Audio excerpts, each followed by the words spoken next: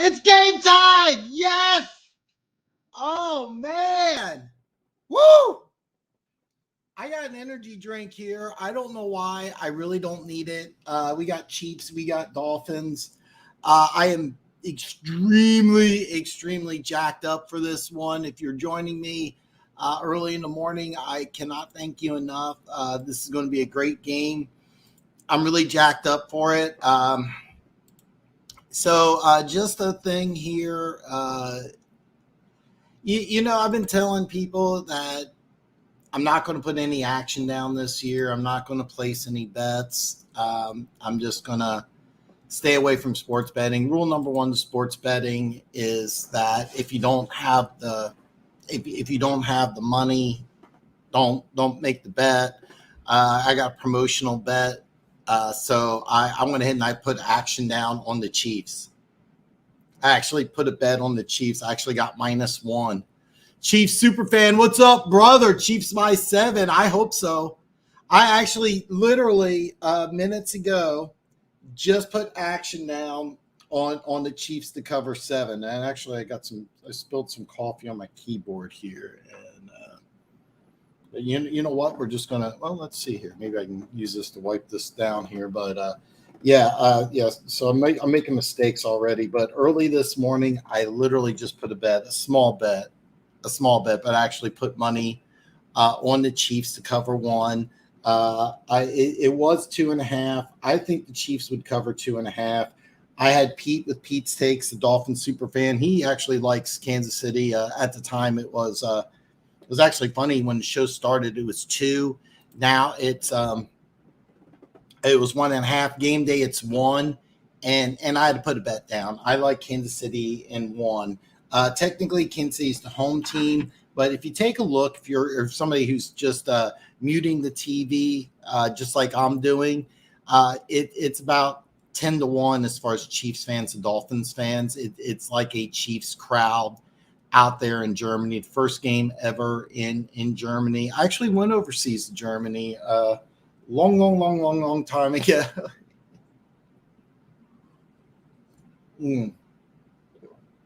And a beautiful country, beautiful place. Beautiful country, beautiful place. But there's a lot of red. If you're not able to watch, I'm going to do my best to do a really good play-by-play and reaction. I try to be as objective as I can, even though I am clearly a Chiefs fan. I try as hard as I can to give both the Chiefs and the Dolphins perspective. A few notes here for the Dolphins. Teron Armstead was questionable. He is going to play, except for Robert Hunt, the Dolphins starting guard. The Dolphins offensive line is healthy and ready to go. The Chiefs are really injury-free, except, of course, for Nick Bolton, who's going to be out for the next couple weeks. But Drew Tranquill, the free agent acquisition from the Chargers, stepping in. He's an excellent player. And I'm really happy that we got him. I was kind of curious about the decision when we first signed him. I was like, why are we giving this guy $8 million over the next 2 years when we got 2 really good linebackers? So that was a little much for a backup linebacker, but it's paid off really big early. We got multiple MVP candidates today. Patrick Mahomes, of course, will be an MVP candidate. Tua actually has more passing yards and touchdowns and fewer interceptions than Mahomes. He's a legitimate MVP candidate. I hate to tell people this, but the truth is that as of right now, my MVP candidate is actually Tyreek Hill. 1,000 receiving yards after 8 games. He's the first player in the Super Bowl era to do that. He's trying for 2,000, which in the 17-game season, you already got 1,000 after 8. So that's an average 125 a game. That would get him over 2,000. He would be the first wide receiver in NFL history to do so. Tyreek Hill, as of right now, is my MVP. And I do think he's going to have a good game, but I don't think he's going to do enough to have the Kansas City Chiefs lose this game. I do like Kansas City to win this game. And I put my money where my mouth is. I put my money where my mouth is. I got a little bit of action on the Chiefs, and I got Chiefs -1. Chiefs -1. I looked at the line. It dropped 1.5. A lot of people are betting on the Dolphins. I said, you know what? It's a good number. I think Kansas City's going to win, going with the law of averages. And if you are not watching this, you're just listening to YouTube, thank you so much. I'm going to let you know right now there is lots of red. This is basically a home crowd for the Kansas City Chiefs. And we are getting ready for kickoff here. Kansas City is going to receive. We're going to go left to right on your screen here as the Dolphins get ready to kick off. The kick is up and away, and it's going to go out of the end zone. So Chiefs are going to get the ball 1st and 10 on the – they're on 25. In the first ever Frankfurt game, slasher, man. Yeah, early ball is just fantastic. I love it. I absolutely love it. I mean, it's a great thing. I'm not a morning person, but I love the early morning game. And, man, I'm jacked up here. So we're going left to right on your screen here. Patrick Mahomes in shotgun formation. 2 wide receivers to the bottom of the screen lined up tight as in a slot formation here. There are most and Justin Watson to the top of the screen. Pacheco's to Mahomes' right. Play action pass. Mahomes wants to go deep. Goes downfield to MVS. Goes downfield deep to MVS. Gain of 21 here. First down, Kansas City. Very nice job. What they did is they motioned Justin Watson from the bottom of the formation to the top, causing a little bit of confusion where they ended up having 2 wide receivers, and MVS just ran an under route, kind of got lost in the shuffle there. MVS on the linebacker is going to be easy pickings for Kansas City. Mahomes empty formation here, trips to the bottom of the formation, 2 wide receivers to the top. It's going to be Travis Kelce, one of those receivers in the slot, quick out route. It's going to be a gain of about 4 yards for Travis Kelce. Getting Travis Kelce involved early is a good thing for the Kansas City Chiefs. So Chief Superfan says get MVS the ball more. I'm a little surprised they haven't. Sky Moore is a guy I thought that would really produce a lot more this season. Since he hasn't, I would really like to see MVS get a little more involved. I completely agree with you. Miracle Hardman's checked into the game. The Chiefs are going to go 2 tight ends, 2 wide receivers. It's called 12 personnel to run the ball with Isaiah. Excuse me. They're going to run the ball with Isaiah Pacheco right up the middle, a gain of 4 as an old school type of player. I really like to see Pacheco get the ball a little more. Dolphins got a lot of talent on this front line.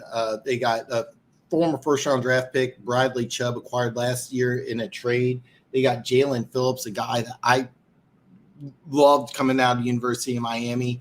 Chiefs are in a tight formation, lined up in the offset eye. It's play action pass from Mahomes. Nice play call by the Kansas City Chiefs as Sky Moore was lined up in the backfield as a running back. They put him out in the flat, get him a quick throw here, first down, Kansas City. Nice job getting Sky Moore involved.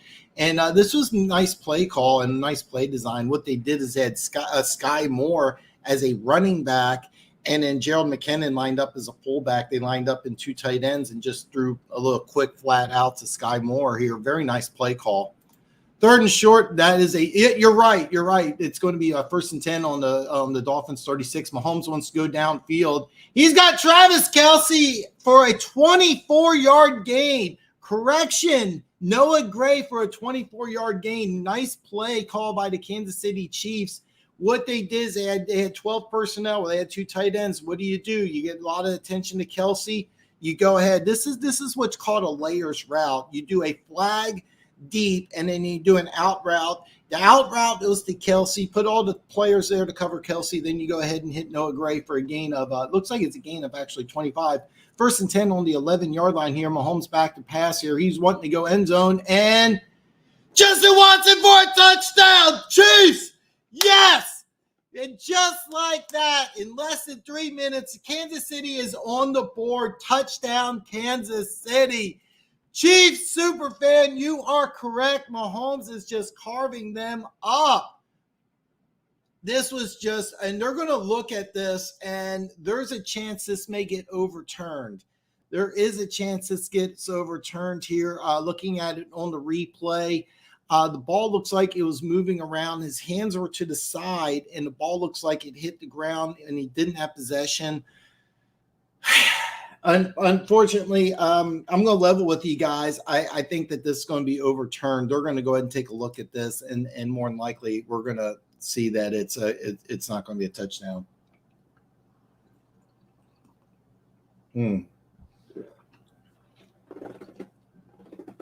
But as we're going over and taking a look at this, as the officials are going to go ahead and take a look at this, early on, Kansas City, Sky Moore's caught a pass, MVS has caught a pass, Travis Kelce's caught a pass, Noah Gray's caught a pass.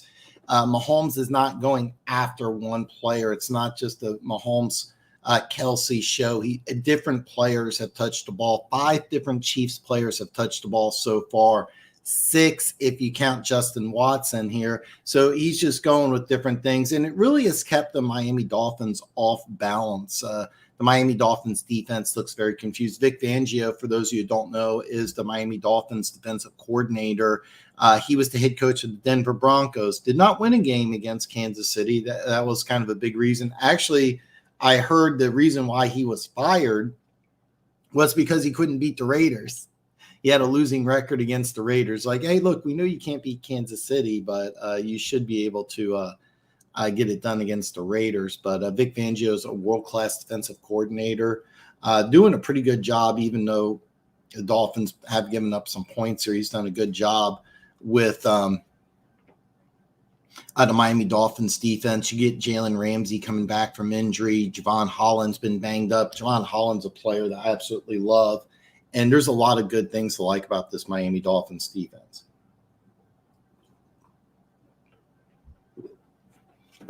Oh, man. I could not ask for anything more. I got Gooch, the talent. Brian. He says, don't worry, the talent hits all these lives at least once, man. I am blessed to have the talent here joining me. Beautiful Sunday morning, man. I could not ask anything else.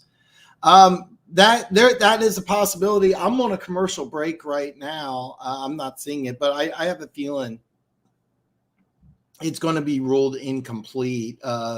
It was called a touchdown on the field, but it looks like it's going to be called incomplete. We're going to get the official word here any moment. If you're watching this live, I may be a few seconds behind you, and I apologize for that, but it is going to be ruled incomplete. It is going to be ruled incomplete. That's what I thought too, Gooch. It looks like it hit the ground and moved, but that's okay. The Chiefs, I really like what the Chiefs are doing early on. The offense is just moving the ball up and down the field at will. It's different players getting the ball, so I'm not really too concerned about it. But we're gonna be back here. It's going to be a 2nd and 10 from the Miami 11 here. Travis Kelce's in the slot at the bottom of the screen. Trips to the right, it's empty formation. Mahomes school up quick to Rasheed Rice. Rasheed Rice powers forward. Touchdown, Kansas City! And he looked like he was bottled up. Powers forward anyway. Touchdown, Rasheed Rice, rookie out of SMU. If you watched me for the draft, I said Rasheed Rice was my favorite draft pick. I loved him coming out of SMU. He's like a running back. He's built like a running back. He's 6 foot, about 205, 210. He gets the ball in his hands. He's just a powerful dude. Very simple play. All you had to do was a little slip screen, and he just ran through an arm tackle for a touchdown. Touchdown, Kansas City. I love Rasheed Rice. I love Rasheed Rice. So if you want to count Justin Watson, the Chiefs so far have got at least 6 players that have touched the ball. 6 or am I doing 7? Is it 7? I got Rasheed Rice. We can count Justin Watson if you want. Noah Gray, Travis Kelce, MVS, Sky Moore, Isaiah Pacheco. The Chiefs are using everything and anything. And after one drive here, the Kansas City offense is in full force. I mean, everybody is getting their hands on the ball. Everybody is involved. One thing about these receivers is Rasheed Rice, he's like a running back. Nicole Hardman, he was a former running back coming out of high school, 5-star running back coming out of high school. Sky Moore, former quarterback who was playing defensive back. Noah Gray, a former quarterback, high school quarterback, playing tight end. The Chiefs have a lot of players that can do a lot of different things. So with 12:03 left in the first quarter, Kansas City 7, Miami nothing. Kansas City's going to kick off to the Dolphins. So the first time we're going to see Tyreek Hill go against his former team here. Kick's going to go out of the end zone. It's going to be 1st and 10 at Miami Dolphins 25. We're going to see another MVP candidate. We're going to see Tua Tagovailoa, and I'm butchering that name. I'm sorry. I'm just going to call him Tua. Listen, I get names wrong. I have problems pronouncing names. It's just how it is. It's just how it is. I don't know why I'm popping an energy drink. I really don't need it. I'm pretty jacked up. Tyreek Hill against his old team here. 1st and 10 for the Miami Dolphins here. Tua's going to line up under center. They're going an old school formation here. They got tight end, a fullback, a running back, and 2 wide receivers, both of them to the bottom of the screen. It's going to be a play action pass. Tua wants to go deep. He's going to hit Jalen Waddle for a gain of 15 here. And a nice job by the Miami Dolphins is that what they're doing is they used Tyreek Hill as a decoy. And what they did is they just had a go route for Tyreek Hill and then just nail it underneath. And it's kind of funny looking at the replay. Tyreek Hill kind of put his head down because he was open. He was open. I got Funk in the house, man. Man, welcome, Funk. Man, it's always good to see Funk.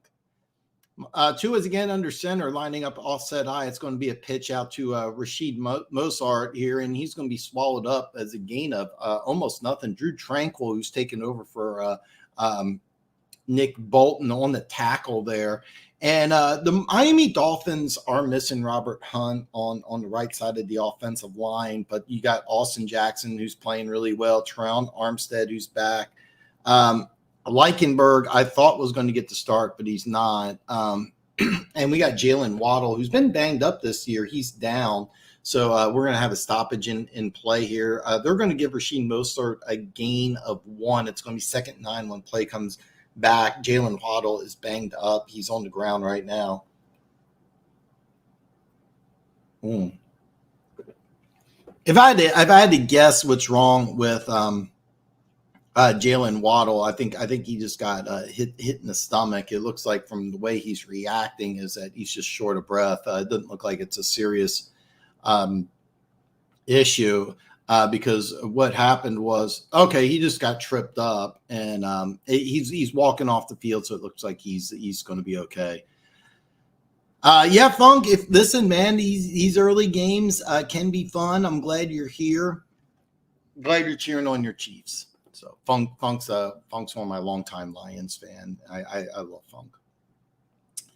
They're going to line up Mangold, even though he's a fullback, is going to line up as a tight end. They're going to motion out the other tight end to the bottom of the screen. Tyreek Hill's at the bottom of the screen as a slot receiver. Tua's in shotgun formation. It's going to be a quick slip screen to Tyreek Hill. Tyreek Hill breaks a tackle, but stopped for a gain of really for no gain. They may give him a gain of 1. And what they did, this is kind of interesting, is they had the tight end move to the very bottom of the screen. Then they motioned a fullback who was lined up as the slot tight end on the right side to the bottom. And they tried to get a tight end and a fullback in some space blocking for Tyreek Hill. But the Kansas City Chiefs really had it played out.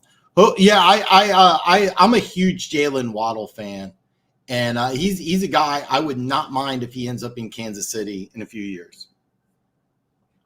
Dolphins are going to go 4 wide receivers, trips to the right of the screen. Mozart's to Tua's left, and Tua's going to have to call a timeout. It looks like they were having some problems getting lined up.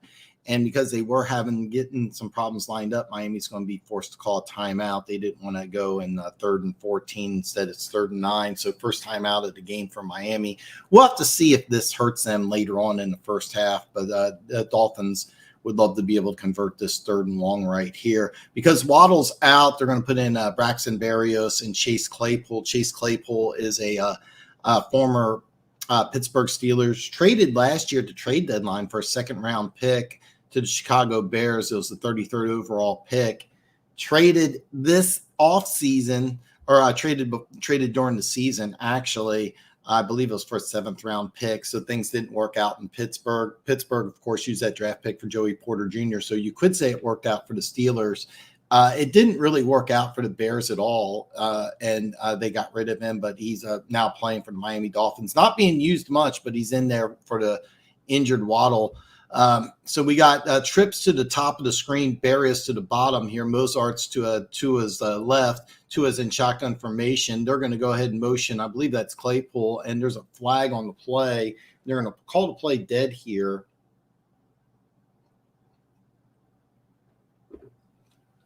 And it's a false start against Miami. And this is one of the issues here. You got some players returning from the offensive line. You've had some offensive line injuries banged up. It's 3rd and long. And what was going on was you were just trying to get an early start here. Actually, that was Jeff Wilson who's called for the false start. So that's my mistake here. I was blaming the offensive line incorrectly. Jeff Wilson just moved forward a little early. They're still going to line up. They're actually taking Wilson out. They're going to put in the tight end here. 3rd and 14, Chiefs showing blitz, and it's going to be another false start. It's either going to be offsides or false start here. The Dolphins are pointing towards the Chiefs. Chiefs are pointing towards the Dolphins. The Chiefs were showing blitz to his right side is an overloaded right side, and I can't tell if it was Chris Jones who jumped or if it was the Miami Dolphins. If it was the Dolphins, it'll be 3rd and 19. That's going to be huge, but it's Chris Jones going to get called for us.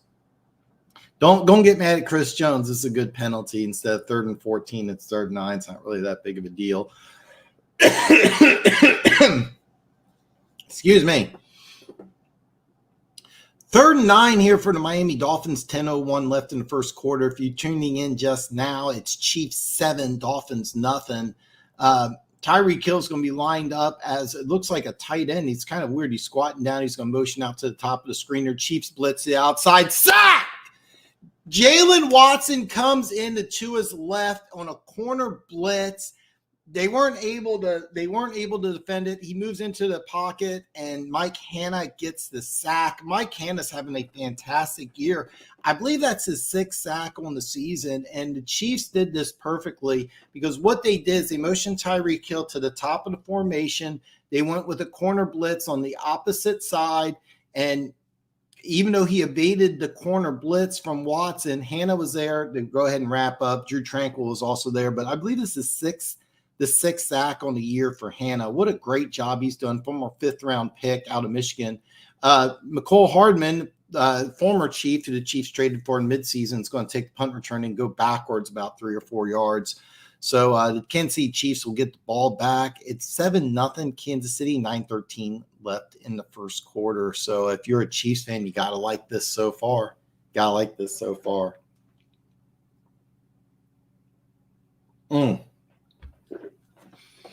And Chiefs superfan, you're right. I never want to see players get hurt. I'm a big Jalen Waddle fan.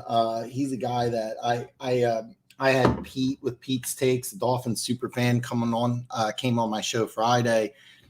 We talked about this in some detail. I think one of the biggest problems the Dolphins are going to have going into the offseason is can they find a way to pay Jalen Waddle, because you're giving so much money to Tyreek Hill, the Tua contract. When it comes up, do you pay Tua? Do you not pay Tua? You're giving a lot of money to multiple players on that secondary. Christian Watkins is a guy who's looking to get a big payday. You remember Quentin Williams for the Jets got $96 million. Dexter Lawrence got over $90 million. Chris Jones is making around $25 million. So there's a lot of defensive tackles who are going to make some money. So it's going to be questionable whether the Dolphins can go ahead and pay Jalen Waddle. He's a guy that's going to get a lot of money. Let's go up 14. Come on, offense. That's what I'm hoping for. By the way, I said I wasn't going to do it, and I did it anyway. I put a little bit, just the smallest. It was a bonus bet. It wasn't any it wasn't any money. It was just a bonus I had offered. So I took Chiefs -1. Right before I came on the air, I saw it drop down to 1. I took Chiefs -1. I pulled up DraftKings just for fun. If you do any in-game betting, if you want to do any in-game betting right now, And bear with me here because if you okay, so here it is. If you want to do some in-game betting, you could take Kansas City -5.5. You can do Kansas City -5.5. Being that they're up 7-0, that's actually not a bad bet. Not a bad bet if you want to do some in-game betting. So we're back to the game here, and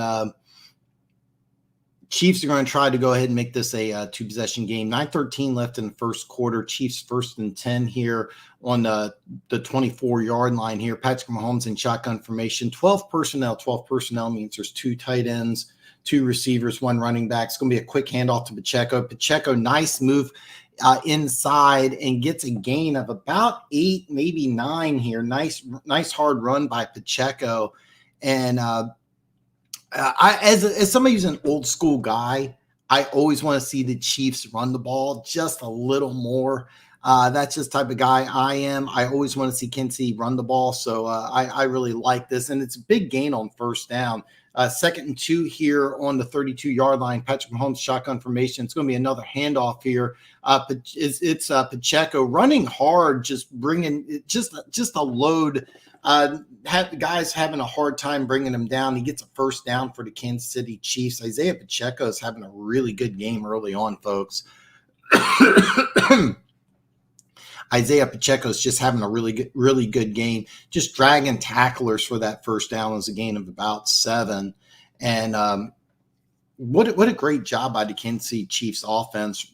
I cannot emphasize this enough. Everybody's getting the ball, completely holding the Dolphins off guard here.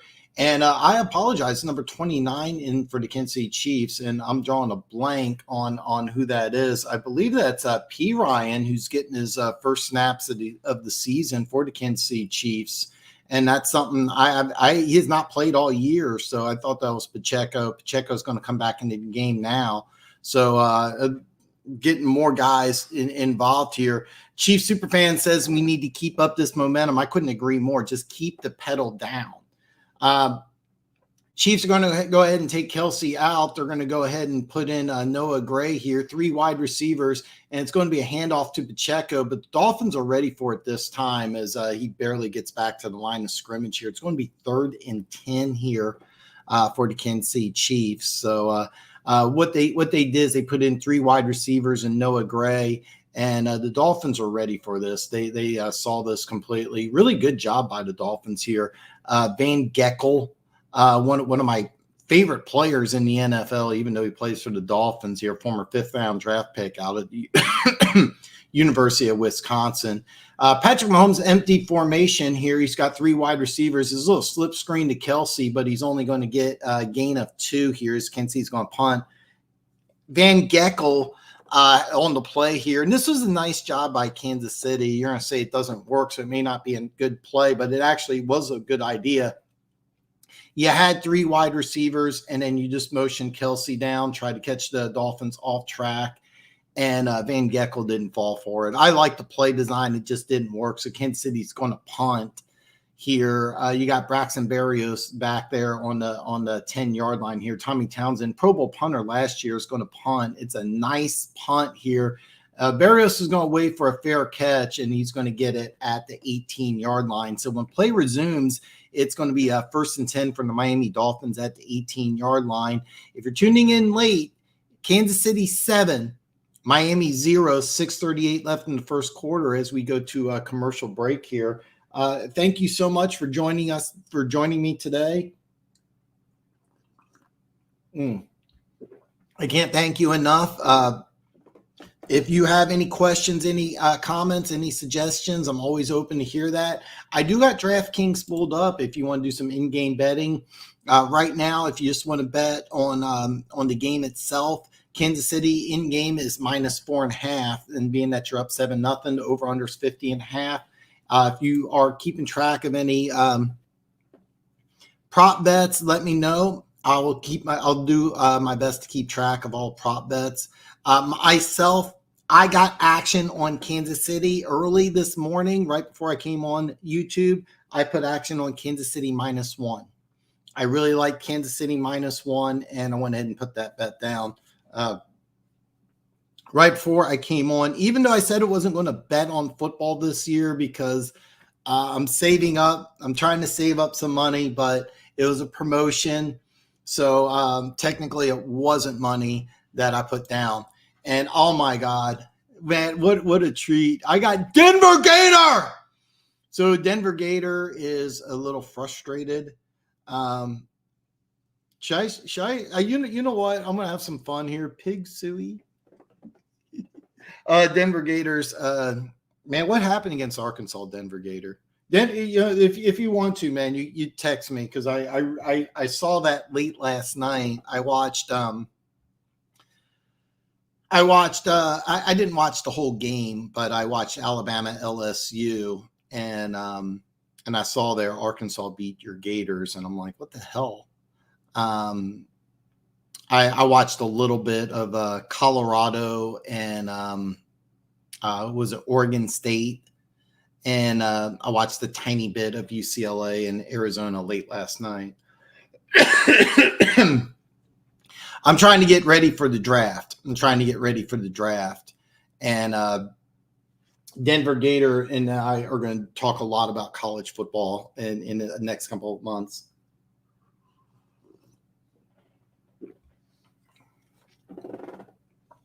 We are back from commercial break here. Roger Goodell is in attendance in beautiful Frankfurt, Germany, a place that I didn't go to Frankfurt, but I did go to Germany before, so a long time ago.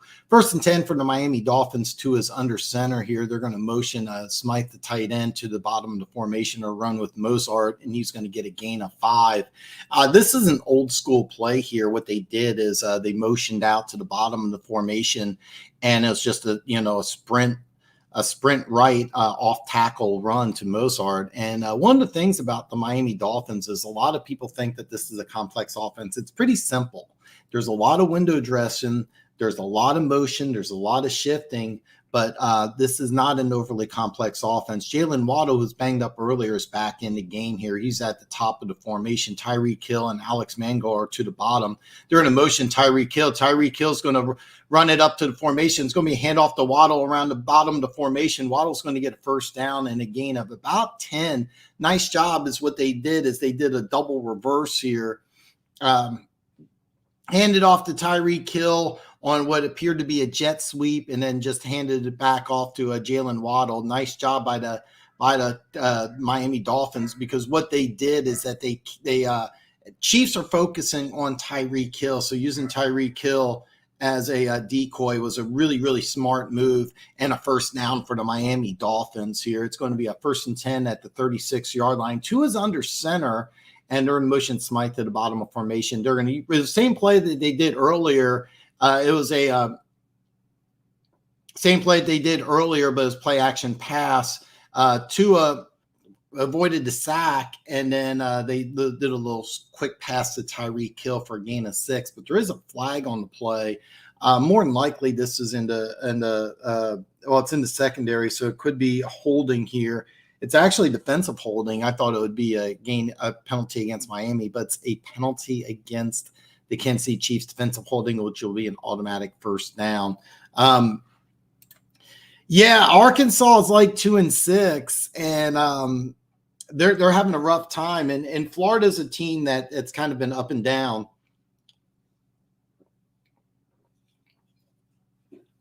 I've been dying to ask you this. 1st and 10 on the 41 here. Now you got Tyreek and Waddle at the bottom of formation. Tua is under center, and the motion Smythe to the bottom of formation. It's 12 personnel. Tua wants to go deep downfield, and he hits Tyreek Hill in enemy territory, a gain of about 20. And this is the first time that you see the Dolphins get Tyreek Hill involved like they normally do. This is what's called a dig route or an in route. And what you do is you just have your player just go about 15 yards across the center of the formation, simple pitch and catch. A player with Tyreek Hill speed, it's simple pitch and catch. So my mistake, it was a gain of 15 here for Tyreek Hill. Tua is going to be in shotgun formation. Tyreek Hill is going to be in motion to the top of the formation. Nice job here is what they did is they were trying to isolate Jeff Wilson. What they did is they motioned Tua to the top of the formation. Then they run a slant inside, but they weren't able to get to completion. And Jeff Wilson paid the price. Justin Reed just leveled him. Justin Reed just leveled him. Justin Reed, a free agent acquisition 2 years ago from Houston, been a really solidifying force in the Chiefs secondary. 2nd and 10 for the Miami Dolphins on the Kansas City 43-yard line. 3:59 left in the first quarter. Kansas City's up 7-0. It's trips to the top of the formation here. They're going to motion Chase Claypool to the bottom, back to the top. A little pitch out to Rasheed Rice, and he's going to be stopped for a gain of it's going to be a gain of 1 or 2, depending on where they mark the ball here. They're going to mark it, looks like a gain of 1.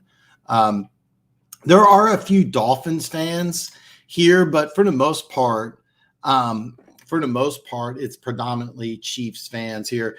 Denver Gators going, hey, man, Denver Gator, I'm just glad you're here, man. I know it's early. I know you're not an early morning guy, so I really appreciate you being in here, man. I really appreciate you being in here.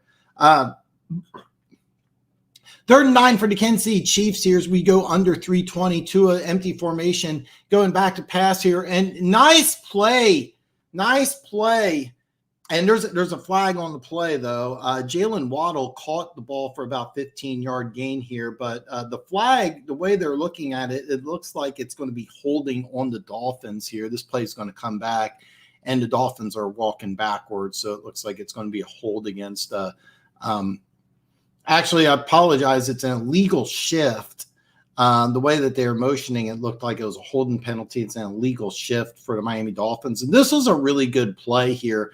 What they had is Chase Claypool and Jalen Waddle to the top of the formation. They were blitzing at the bottom, and it was they actually had Jalen Waddle trying to be covered by George Karlaftis, a defensive end, kind of mismatch there.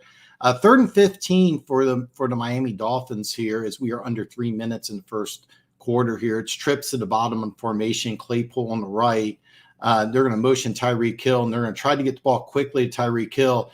And it's actually a fake to Tyreek Hill and then a shuffle pass screen to the running back. It wasn't Jeff Wilson. I couldn't catch who it was, but Wilson was out. And the Chiefs stopped it after a gain of 3. I can't tell. Is that? I know it used to be. I thought 26 was actually. I thought 26 was A-Chain, but I know he's out. So I'm giving you some incorrect information here. The Dolphins are going to go ahead and punt here, and I'm going to figure out who that was. The running back. It was. Savon Ahmed. All right, so I apologize. And so I apologize for that here. He was kind of a late addition here. Early on in the season, 3rd round pick, A-Chain, Devon A-Chain, 3rd round pick out of Texas A&M, a former track guy. He would be the fastest player on almost any other NFL team except for the Miami Dolphins. He was lining up to be rookie of the year. He got injured, and that's who I thought it was, but he's still on IR. So I wasn't. They brought up Solomon Ahmed, and he was the one who got that play. So my mistake here. I made a slight error. If you do some in-game betting right now, it's Kansas City -5.5. And we're on a commercial break here. First quarter, if you're tuning in late here, it's a first quarter. Kansas City's up 7-0, and they're going to get the ball back around the 12-yard line here. So I'm really excited.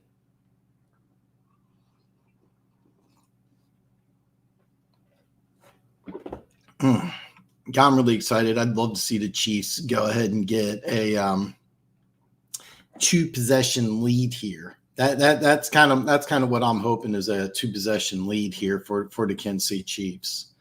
That's kind of what I'm looking forward to right now. 2-possession lead here. I'll do my best to be objective when I call these games, but of course I'm a Chiefs fan, so I'm going to be cheering for the Chiefs. But I try my best to be objective here. I got a lot of love and respect for the Miami Dolphins.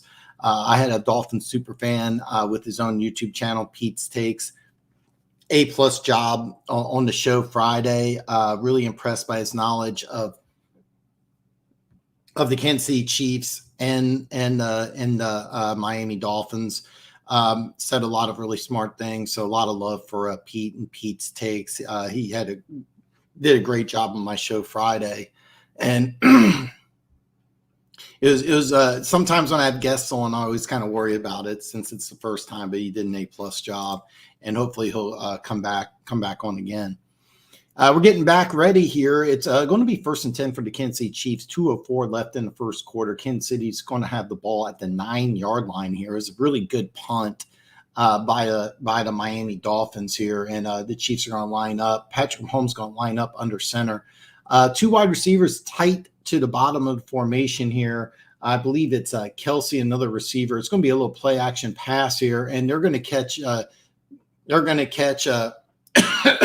Excuse me, Justin Watson for a gain of 8 here. Is what they did is as a play action pass, quick out route to Justin Watson for a nice gain of 8. Now it's 2nd and short. You can do just about anything. So the whole playbook is wide open right now for the Kansas City Chiefs as they're in 2nd and short. You don't know what they're going to do. They could run the ball. They could throw the ball deep. You can do a variety of different things here.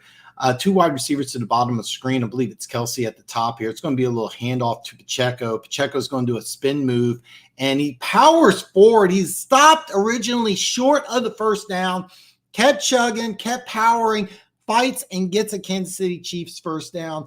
I love the way Pacheco runs. Powerful runner, doesn't want to go down after first contact, and he does enough to get the first down. So we are going under 1 minute in the first quarter. It'll be Kansas City Chiefs 1st and 10 here as they're trying to go ahead and kind of eat some clock up here. They want to limit the possessions. Keep in mind, Miami will get the ball to start the second half. Patrick Mahomes is going to go back to pass. He scrambles to the bottom of the formation here. He wants to throw the ball, but he's going to end up just running out of bounds after a gain of or a loss of 1. Not technically a sack, but they did lose a yard there. Great job by the Miami Dolphins putting some pressure on Patrick Mahomes. Patrick Mahomes wanted to go downfield, and he wasn't able to do so. Great job by the Dolphins defense here under Vic Fangio. That's kind of a staple of Fangio, is that he likes to play 2 safeties deep. And that's something a lot of NFL teams took advantage of, is using Fangio's blueprint to try to stop Patrick Mahomes. Patrick Mahomes back to pass, shotgun formation here, and great job by the Dolphins front 7 here. There wasn't any blitz, but they put pressure on Mahomes. I couldn't tell who that was. It was Seiler. Put some pressure, hit Mahomes here late. When I say late, he actually had him as Mahomes had the ball. Mahomes wisely was able to throw the ball close to Pacheco, so to avoid intentional grounding and the sack. 3rd and 10 for the Kansas City Chiefs here on the 21-yard line. Mahomes empty formation here. Jared McKinnon's going to be lined up at the bottom slot like a wide receiver here. He's going to chip away at Jalen Phillips. Chiefs are going to go downfield deep, and it's going to be incomplete here. They're trying to get Justin Watson deep, and he was just covered perfectly by the Miami Dolphins. So it's going to be 4th and 10. The Kansas City Chiefs are going to have to punt. And what a great job by the Miami Dolphins defense. I brought this up earlier, but one of the things that the Chiefs, when they had Tyreek Hill, is teams really didn't know how to defend this. But it was actually the Miami Dolphins defensive coordinator, when he was head coach of the Denver Broncos, figured out that how you beat them is you put 2 safeties deep. The Chiefs adapted and started playing more of a short game, but that was something that every NFL team did. It's going to be a punt, and Tommy Townsend did a great job. A very high punt. Barrios is going to get a fair catch at the 30. So a really good job by the Kansas City Chiefs special teams unit. Nice punt. And when we return back to the game, it's going to be a 1st and 10 for the Miami Dolphins at the 30-yard line. But as I was mentioning, it all started off with Vic Fangio, who just played two deep safeties. Standard two deep is usually somewhere between 10 and 15 yards. But what he started doing is putting two deep safeties anywhere between 17 and 25 yards deep. And they said, look, you can go ahead and do whatever you want, but you're not going to beat us deep. And every NFL team adopted that philosophy against the Kansas City Chiefs and said, here's what we're going to do. We're just going to put two safeties in the parking lot, and you got to beat us underneath. You got to be forced to dink and dunk. Of course, now that Vic Fangio and Tyreek Hill are both in Miami, things have changed a little bit.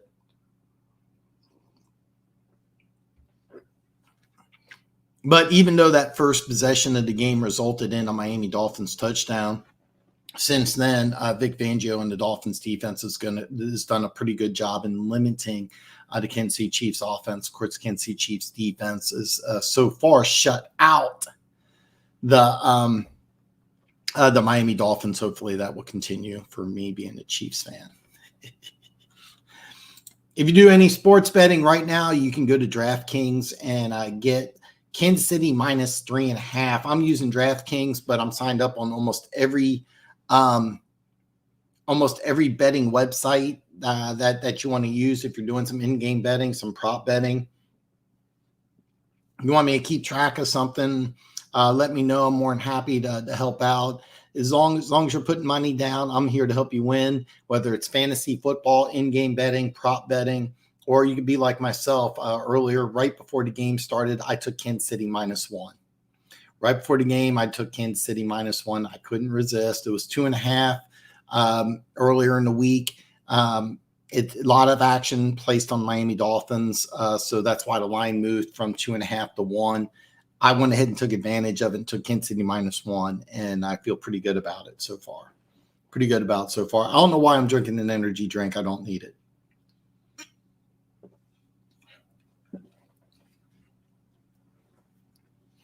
All right, so after one quarter, it is Kansas City 7, Miami nothing. We are starting the second quarter. It's 1st and 10 from the Miami Dolphins at their own 30-yard line here.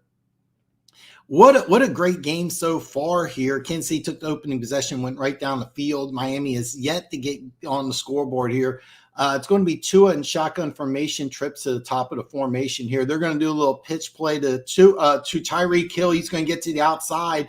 It's a gain of 10. This is technically it's going to be a run. This is going to count as a 10-yard rush. What they did is they put Tyreek Hill at the top of the formation in the very furthest at the bottom, like he was lined up as a tight end. He was basically lined up as a tight end. And what they did as soon as the ball was snapped, it was just a quick pitch play to a Tyreek Hill. It's going to count as a run. So if you're doing fantasy football and you're in a PPR league, that's not going to help you. It's going to count as a 10-yard run. 1st and 10 from the Miami Dolphins at the 40. Tua is in shotgun formation here. Trips to the top of the formation here. They're in motion. Alex Ingold, the fullback, to the bottom, and they're going to run the ball. It's going to be Ahmed again, but he's going to get just a gain of 1. Charles Omenihu missed the first 6 games of the season. He's back with the Kansas City Chiefs, free agent signing from San Francisco, and the defense has looked better since Omenihu's been in there. Omenihu just stops that for a gain of 1. Great job by Charles Omenihu on that play. It's going to be 2nd and 9 for the Miami Dolphins here, and we're going to see Tua under center. It's going to be 2 wide receivers. Actually, it's just going to be 1 wide receiver, 1 tight end, and then 1 fullback and 1 wide receiver at the top of the formation. They're going to motion Ingold, the fullback, to the bottom. Tua wants to go deep. He's trying to hit Tyreek Hill, but it's incomplete. They had 2 defensive backs on Tyreek Hill. Tyreek Hill did a fantastic job with this speed to split the coverage, but the throw was just a hair off.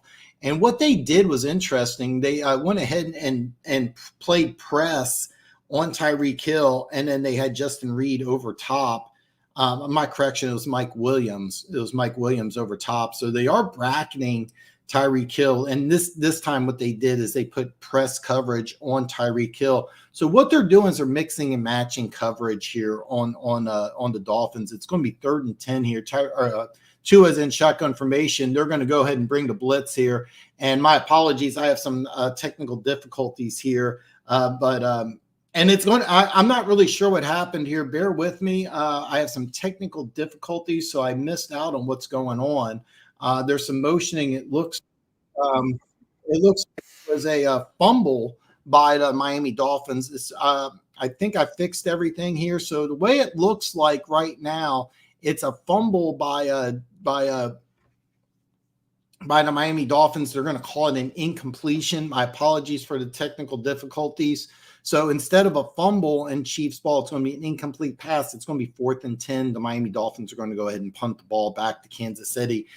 Early on, as I mentioned before, what the Kansas City Chiefs are doing is really interesting. They're mixing and matching coverages. They're really confusing the Miami Dolphins early. And Miracle Hardman's going to take the punt he's going to call for a fair catch and take the punt at the 16-yard line. So it's going to be 1st and 10 for the Kansas City Chiefs at the 16-yard line. I want to touch base on this. Steve Spagnuolo, Spags, the Chiefs defensive coordinator, is doing an A-plus job on this Dolphins defense. The Dolphins are averaging 33.9 points a game. That is highest in the NFL. And what he's doing is he's really confusing the Miami Dolphins. He's showing a lot of different formations, showing a variety of blitz packages, showing a variety of different coverages. Sometimes they're bracketing with a press coverage. Sometimes they're playing off on Tyreek Hill, but they're showing different things. And you can tell the Miami Dolphins offense is a little confused by what's going on. They don't have any points on the scoreboard, and give a lot of credit to the Chiefs defense really doing an A-plus job, showing the Dolphins a lot of different looks and a lot of different formations. I give the Dolphins a lot of credit defensively after that opening drive where the Chiefs just went ding, ding, ding, ding, ding, and went right down the field and scored quickly. The Miami Dolphins defense has really kind of turned it up. Basically, they're not doing a lot of blitzing, but they are getting a lot of pressure on Patrick Mahomes. That front line has a lot of first-round draft picks. They traded for Bradley Chubb last year. They gave up a first-round pick. Excuse me, that was 2 years ago. Jalen Phillips, a player coming out of the University of Miami, first-round draft pick, oodles and oodles of potential. If you had to say, God, build me a defensive end, it basically looks like Jalen Phillips, and he's just scratching the surface. Christian Watkins is a guy who's going to get a lot of money. Raquan Davis, second-round pick out of Alabama, just had a world of potential coming out of college. Andrew Van Ginkel, a fifth-round draft pick out of University of Wisconsin, just player absolutely love, has this gorgeous blonde hair that flows out of his helmet, kind of looks like Thor. Former fifth-round draft pick, just a ton of potential. They're building something really, really good in that Dolphins secondary. And then keep in mind, they traded a third-round draft pick for Jalen Ramsey. He injured himself, but he's just getting back into the fold. I haven't called his name yet. Hopefully I won't need to. We are back from commercial break here. It's going to be a Kansas City ball, 1st and 10 on the 16-yard line. 13:25 left in the second quarter. Kansas City is up 7-0. Nothing more than Chiefs fans would like to see than get the Kansas City Chiefs double-digit lead here. Trips to the top of the formation here. They're in motion Miracle Hardman to the bottom of formation here. They're in motion and back up to the top. And it's a little misdirection handoff to McCole Hardman, trying to get him the ball some open field here, but blown up by Christian Watkins. He was not fooled at all. And what the Chiefs tried to do is do a little they tried to go ahead and use a little deception here, because what they did is they were trying to window dress this as McCole Hardman going in motion, then have the play run to Pacheco at the bottom formation. Instead, the Dolphins ran this perfectly for a loss of 7. Big loss for the Kansas City Chiefs. Trips to the bottom of the formation here. Kelsey's in the slot. Patrick Mahomes back to pass. He wants to go downfield, and it's incomplete. He was trying to hit Justin Watson here, covered by Xavier Howard. Chiefs want a flag on the play. They're not going to get it, unfortunately. Just really good coverage by Xavier Howard. And what they're trying to do is that they weren't trying to get the first down here. They're just trying to cut this in half. Jalen Watson and Patrick Mahomes both wanting a flag, but they are not going to get it. 3rd and 17 here. Patrick Mahomes is going to be in empty formation here. Travis Kelce is going to be on the top slot, and we're going to go ahead. The Chiefs are going to call a timeout here.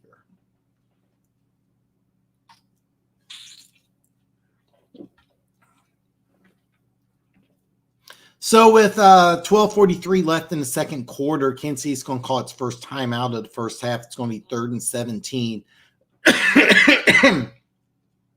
What the Chiefs did is before the timeout, they were in empty formation here. They had trip receivers to the bottom of the formation. They had Travis Kelce and I believe Justin Watson at the top of the formation. Travis Kelce was in the slot.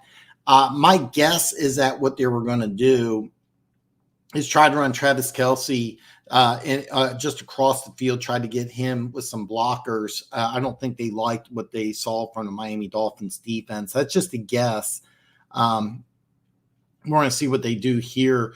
They got Miracle Hardman, Justin Watson, Travis Kelce. They're lined up actually now in 12 personnel. They're going to move Travis Kelce to the top of the formation. So 2 tight ends to the top, 2 wide receivers to the bottom. Jared McKinnon's to Patrick Mahomes' left. Patrick Mahomes shotgun formation here. He wants to go downfield. He's going to just check it down to McKinnon. And McKinnon stopped after a gain of 4.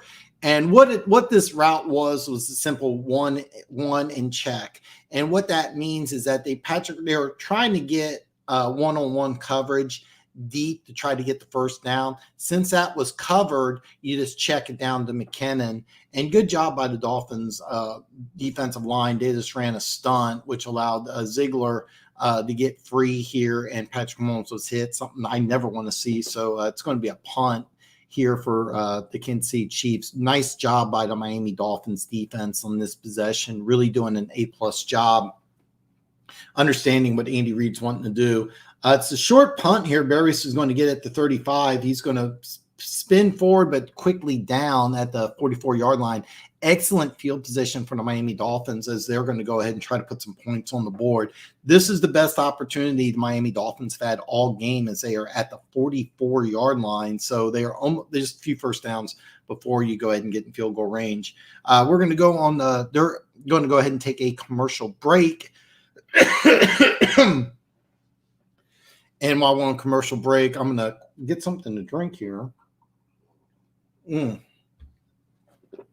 And I'm going to go to DraftKings. Right now, if you want to do some in-game betting, if you want to use a different website, I'm set up on all of them. I just pulled up DraftKings just for fun.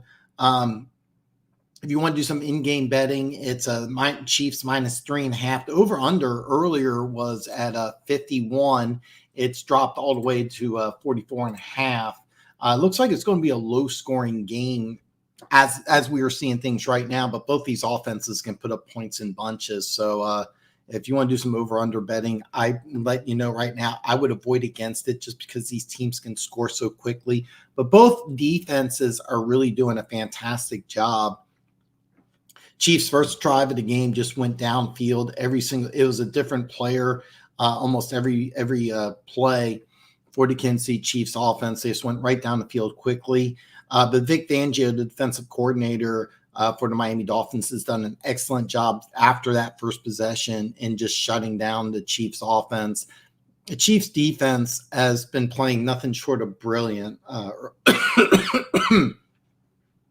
early on.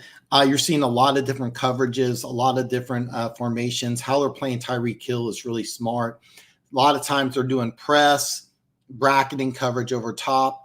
A lot of times they're playing off. It's been nothing short of confusing for the Miami Dolphins earlier. The Kansas City Chiefs defense is just playing lights out as the Miami Dolphins have just struggled. I mean, they've scored nothing. And we're already in the second quarter, and this is the highest scoring offense in the NFL. Coming into today, the Miami Dolphins have averaged 33.9 points a game. That leads the NFL, including putting up 70 earlier this year against the Denver Broncos, a team Kansas City Chiefs played last week and only put up 9. But 11:50 into the second quarter, we are Kansas City 7, Miami nothing, but Miami has its best field position of the day as their own 44-yard line as Miami tries to tries to put some points on the board here. Tua is going to be in shotgun formation here. They're using, it's kind of interesting what they're doing. They're lining up an old school type of formation. It's or personnel. You got a fullback, a tight end, 2 wide receivers, or motion man goal to the top. Tyreek, or they're trying to get Jalen Waddle deep here. You can't see Chiefs are not fooled. What they're doing is the Dolphins are lining up. It's an old school formation. They're using Nick Mangold, who's a fullback, Smythe, the tight end, and you get Waddle and Tyreek Hill. And all you're doing is this particular play. What they wanted to do is they're trying to hit Waddle deep as they know that the Kansas City Chiefs are paying closer attention to Tyreek Hill. So what they did is they were trying to go after Jalen Waddle deep. Nice job though by the Kansas City Chiefs defense. Raheem Mostert's back in the game. He's going to be lined up to Tyreek Hill's left, motion to the bottom, to the right. They're in a motion. It was Jeff Wilson there. Chiefs are, and this is a very interesting play here.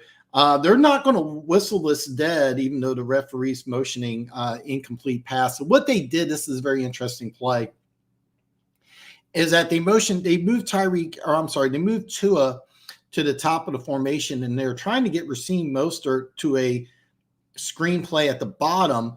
The Chiefs blew this up, so Tua threw the ball incomplete, but because it wasn't past the line of scrimmage, they were trying to claim that this was a lateral, but since he threw the ball forward, it's an incomplete pass.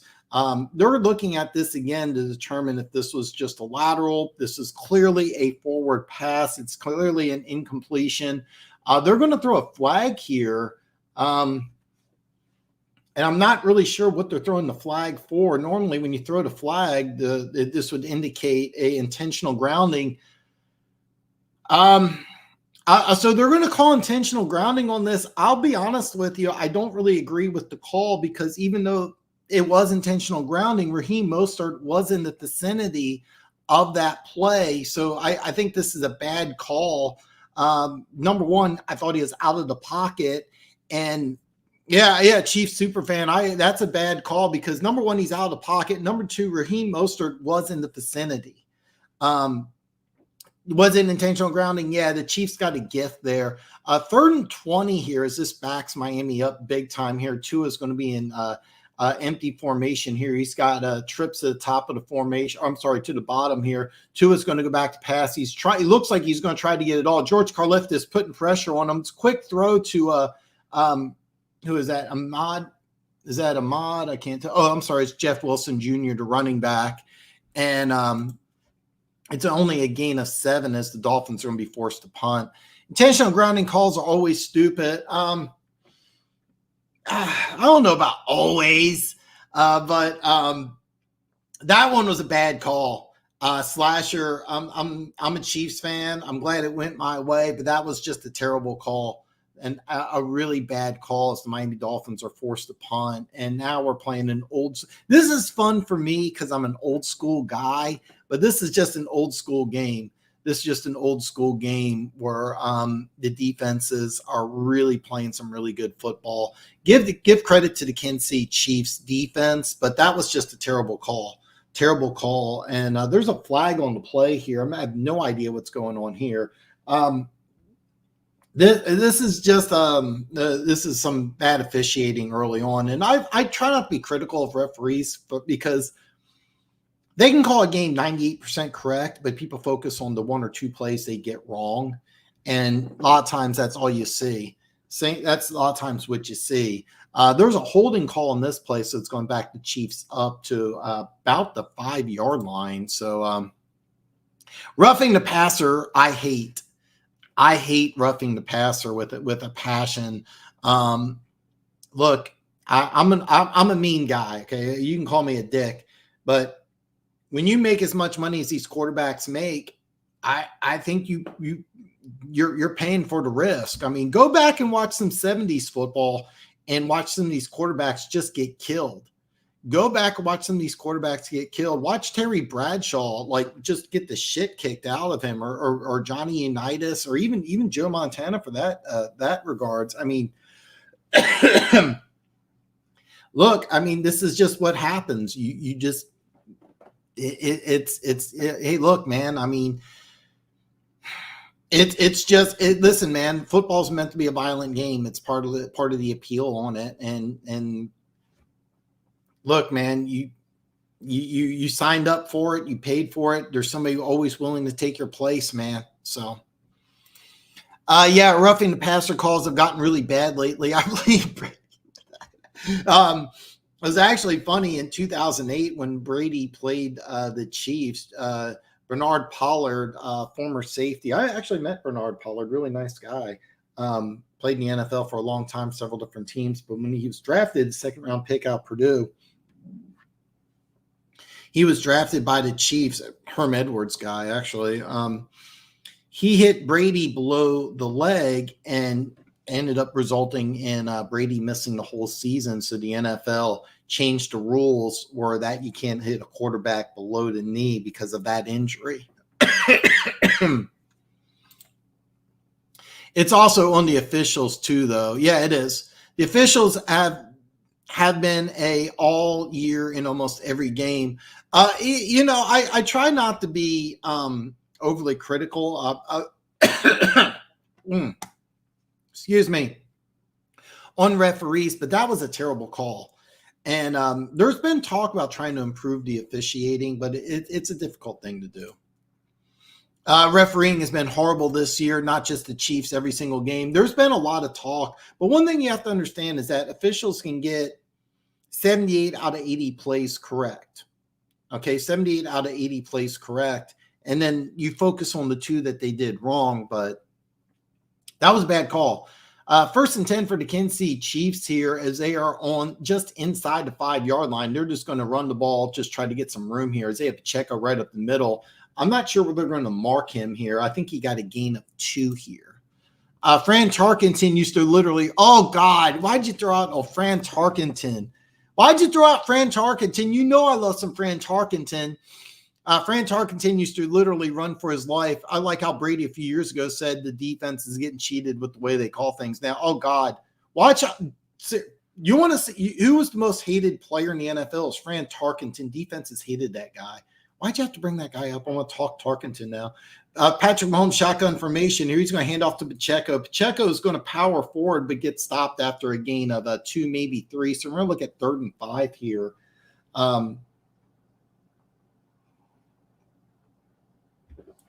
Raquan Davis, former Alabama Crimson Tide member, on the stop there. And Raquan Davis is a guy just has lots of potential, just hasn't really tapped into that yet, but a really, really good player. It's going to be an empty formation here, 3rd and 5 for the Kansas City Chiefs. They really don't want to go 3 and out here. It's going to be trips to the bottom of the formation, including Kelsey. Jared McKinnon's going to move back to the running back formation here. Rasheed Rice makes a nice catch, goes vertical here, goes horizontal here, and he gets a 1st down. Very nice catch by Rasheed Rice. Very nice catch by Rasheed Rice. Very nice catch, and it gets a 1st down, something that was necessary. This is a really nice play here. Rasheed Rice lays out for the 1st down here, and this is a guy that really needs to step up. And they're looking at this again to make sure it is a catch, but it is a catch. Nice play by Rasheed Rice. This is a guy that really got to step up. Really has to step up. Actually, this whole receiving core really needs to step up. And they're looking at this play again, and I apologize. They weren't looking at the play. The Kansas City Chiefs had to call a timeout. It looks like there's some problems with the formation. They didn't know who was getting on, who was getting off. So this could be a key.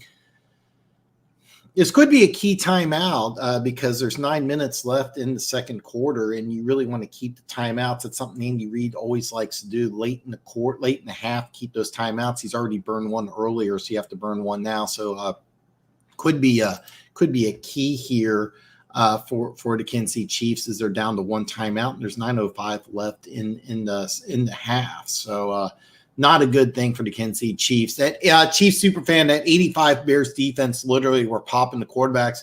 I think if I remember right, I think they knocked out like 9 starting quarterbacks. They knocked out like 9 starting quarterbacks, if I remember right. 1st and 10 for the Kansas City Chiefs at the 15-yard line here. Mahomes is under center. It's going to be 2 tight ends, 2 wide receivers. It's going to be a handoff to Jared McKinnon. It's kind of unusual that they just line McKinnon up old school I formation and give him the ball that way. Usually he's in on obvious passing situations, but CEH is not playing today. We saw P. Ryan, number 29. He got a few plays. First time he's played all season. He got a few touches earlier in the game here. So it's going to be 2nd and 8 here for the Kansas City Chiefs here. They're going to line up trips to the bottom of the formation. They're going to move Kelsey to the top here. He's going to line up in the bottom slot on the top here. Patrick Mahomes back to pass here. He's got time, but he needs to get rid of the ball. Goes downfield deep, and he just throws the ball away. There is a flag on the play, and Patrick Mahomes is mad at somebody.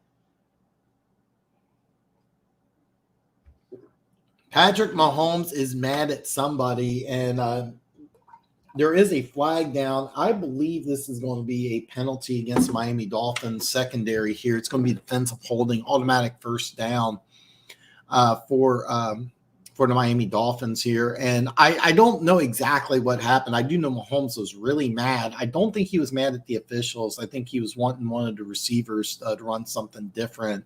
But there was a holding call on this play here. I want to take a look here. And what it is that it's actually on Bradley Chubb. He was holding up Rasheed Rice. So it's an automatic first down at the 22-yard line here. Patrick Mahomes in shotgun formation here. Isaiah Pacheco to his left here. Play action pass to Pacheco. Mahomes wanting to go downfield. He's going to scramble. He's out to the 25. He's going to go down at the 27. And Patrick Mahomes wants a flag. He's not going to get it. As he was tackled, but as he was sliding down, the defensive player hit Mahomes in the head, and Mahomes is indicating that he got a forearm to his head, trying to get that 15, but he didn't get it. He didn't get it. Patrick Mahomes is wanting that superstar treatment there where you don't touch him. You get a 15, but he didn't get it there. 2nd and 4 here after the 6-yard scramble here. Nice play by Mahomes to get 6. They're going to motion McCall Hardman to the bottom formation, so it's trips at the bottom. It's going to be handoff to Pacheco around the right side. He's going to power forward for a first down. Very nice run here by Isaiah Pacheco, just going off right tackle. And he was stopped short, just barely short of the first down. But Pacheco runs with such power. He was not, you can't just arm tackle this dude. And he got hit at the 30 and then powered forward for another couple of yards. I just love his power here. Actually got another 5 yards here. So it's going to be a 1st and 10 at the Miami Dolphins 35. It's going to be another handoff, right tackle play to Pacheco, who stopped at the line of scrimmage. Again, powers forward for a gain of 1, maybe 2. I love Pacheco's power. He runs with fury. Chiefs super fan, you're on fire today, brother. He's just running. He runs like he's pissed off. He runs like he's pissed off. You also have a good point here about Kelsey, and that's something Fangio's done an excellent job of. Is what they've done is they've taken away Kelsey, and they're trying to get the Kansas City Chiefs to beat the Miami Dolphins without Kelsey. Patrick Mahomes back to pass here. A little quick screen, little quick throw to Kadarius Toney. Breaks a tackle, spins forward, doesn't want to go down, and gets a gain of 15. Nice play by Kadarius Toney. The Chiefs gave up a 3rd round and a 6th round draft pick for Kadarius Toney last season, and he's had some flashes, but he hasn't been very consistent. This is a very nice job by Toney. Just a little in route. He ends up breaking a couple tackles for an additional 10 yards. He was stopped after a gain of 7, broke a couple tackles, and got a gain of 17. Chiefs are in Dolphins territory. They're in the Dolphins 45-yard line here. P. Ryan's back in there. It's going to be a play action pass to P. Ryan. Patrick Mahomes under pressure here. He's going to dip it off to Noah Gray for a gain of about 3 here. And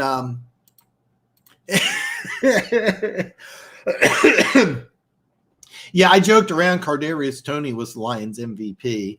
If those of you don't know what we're referring to, Kadarius Toney had 2 key drops in the game. The first drop bounced right off his hands into a Lions rookie defensive back, Brian Branch, who's having a fantastic rookie season for a pick six. Late in the game, he also dropped the pass that would have put the Chiefs in field goal formation. So a lot of Chiefs fans blame Kadarius Toney for that Lions loss week one. But no, he didn't drop the ball there. He really, we need to see more plays like this for Kadarius Toney, a former first-round pick, a player I absolutely loved coming out of the University of Florida. If he could be more consistent like that, the Kansas City Chiefs have a really, really good opportunity to be a really good receiving unit. Yeah, so what Chiefs super fans referring to is that it was about 2:30 left in the game, and Kadarius Toney dropped the ball. It hit him right between the 1 and the 9 at about the 30-yard line, which would have been a 47-yard field goal. Our kicker, Butker, has not missed a kick all year, including nailing a 60-yarder in Denver. That would have probably won the game. But give the Lions a lot of credit, Chiefs superfan. They came in really ready to play. 2nd and 12 here for the Kansas City Chiefs at the Miami Dolphins 47. Patrick Mahomes in shotgun formation. Pacheco, the Mahomes left, trips to the top of the formation here. And Patrick Mahomes is going to scramble. He's at the 45. There's a flag on the play, and Jalen Phillips pushes him out of bounds after a gain of about 2 here. Jalen Phillips, man, if you're not aware of this guy, he's about 6'5", 260, 270. He can run like a wide receiver. This dude can run. It was also weird that Andy Reid went for 4th and 25. Yeah, if you're talking about the Detroit game or the Denver game, but the Detroit game, that was a really weird decision. And in all fairness, though, Detroit ended up just running the clock out. They had a really good job running the ball with David Montgomery. The Lions, Chiefs superfans, and I know you're kind of relatively new here. I get a lot of love from Lions fans, and they have just been fantastic over the years. They gave me a lot of shit because I predicted the Chiefs would win 43-21. I thought they would win a blowout. So I get a lot of well-deserved criticism of the Detroit Lions. So 2nd and 12 here for the Kansas City Chiefs. I'm not really sure what happened here, folks. Looks like they're just going to replay the down. I don't get it here. I'm listening to the game without sound. Maybe they would have explained it. Nice play to Sky Moore here for the Kansas City Chiefs, first down. I apologize. I'm watching the game without sound. I would love to turn on the sound, but I would get a YouTube violation. But basically what they did is that they just replayed the play. Sky Moore on a nice 15-yard out route is wide open here. He basically ran 15 yards and then ran forward for another, I bet basically is about 25-yard completion. And this is just pitch and catch for Patrick Mahomes. Just a 15-yard out route from Mahomes is just so easy with all that arm talent. No quarterback has a better arm than Patrick Mahomes. Patrick Mahomes is going to scramble. He's going to move out to the 20 to 19. Jalen Phillips pushes him out of bounds. And Jalen Phillips, I know I've been talking about this guy quite a bit because I watch him a lot at the University of Miami. 6'5", 265. I think at the combine he ran like a 4.51. If he wanted to, he could switch to the offensive side of the ball and be a Pro Bowl tight end. I mean, this guy can run. Phenomenal pass rusher, just scratching the surface. He wouldn't surprise me if in a couple of years from now he's maybe one of the top 5 defensive players in the National Football League. I think he can be that good. Patrick Mahomes under center here. He's going to hand off to Pacheco. Pacheco's going to bounce outside, and it's going to be stopped after a gain of 2. So it's going to be a 3rd and 3 here. The Chiefs are well within field goal range here as we are going under 3 minutes in the first half. Pacheco looks a little banged up. He's going to sprint off the field here. Hopefully Isaiah Pacheco is okay. He's having a really good game early on. Jared McKinnon's going to take his place. And the Chiefs are going to line up in 13 formation. And what 13 means is that you have 1 wide receiver, 3 tight ends. Jared McKinnon's going to line in here. Patrick Mahomes is going to go back to pass here. It's going to be a dip off to McKinnon. McKinnon's got first down, 10-15. Touchdown, Kansas City! Jared McKinnon, touchdown reception. Great job by the Chiefs offense. What they did is they had 1 wide receiver to the bottom, three tight ends to the top. They motioned the tight ends in all sorts of different formations, allowed Jared McKinnon to go unnoticed into the secondary for a touchdown. There is a flag down on the play. It's going to be holding against Miami. Obviously declined. Touchdown, Kansas City. So with 2:31 left in the first half, Kansas City Chiefs are going to go up 13-0 as we await for the extra point. Let's go! Could not ask for anything better. And what you're seeing here is that Rasheed Rice, who was the one receiver, he was obviously held. When your jersey gets ripped off your shoulder pads, kind of like this, you get noticed for that. And so if you're a Dolphins fan and you're saying, "Oh, that was a bad call," no, that's a good call. I mean, when you rip the jersey off the receiver's shoulder pads near the sideline where the ball's not even being thrown to, you're ain't called for that 10 out of 10 times. I don't know why I'm drinking this energy drink. This was such a great play design. What they did is they had all three tight ends, and all three of these tight ends went in different formations. Now, what they did that was really brilliant is they had Travis Kelce go from the top of the formation to the bottom. So everybody flowed to the bottom. Then they had McKinnon, who was to Patrick Mahomes' left side. It's called, if you ever played NCAA, I think they have it in Madden too. They call it a Texas route, where you just go out like at a 45-degree angle to one side, then cut right back in like a post route. That's all it was. You had Travis Kelce go to the bottom formation, Jared McKinnon go to the top, and everybody followed Kelce. Jared McKinnon was wide open for the easy touchdown. Excellent play call by Matt Nagy and Andy Reid as Kansas City Chiefs get 14-0. I didn't even bring up the extra point. I don't know why. I got so excited talking about this play here. But what a great play call and design by the Kansas City Chiefs offense, getting Gerald McKinnon wide open.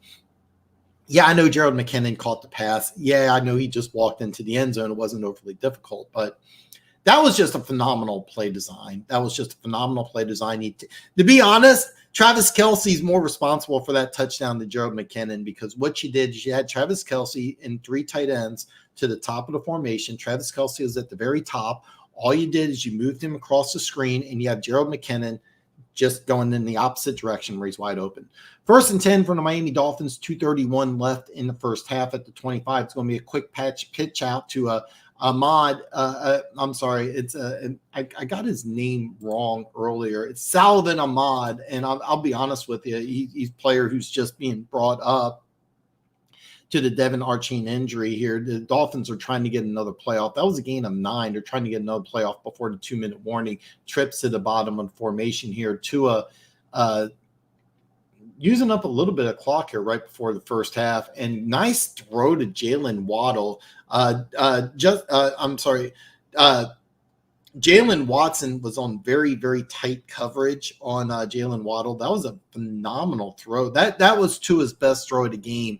It wasn't even close. So what they did is Jalen Watson was right on Jalen Waddle's hip. Very nice slant route. And now we're at the 2-minute warning, but Dolphins are very close to field goal range. They probably got to get another first down before they're in field goal range. That was a phenomenal throw by Tua.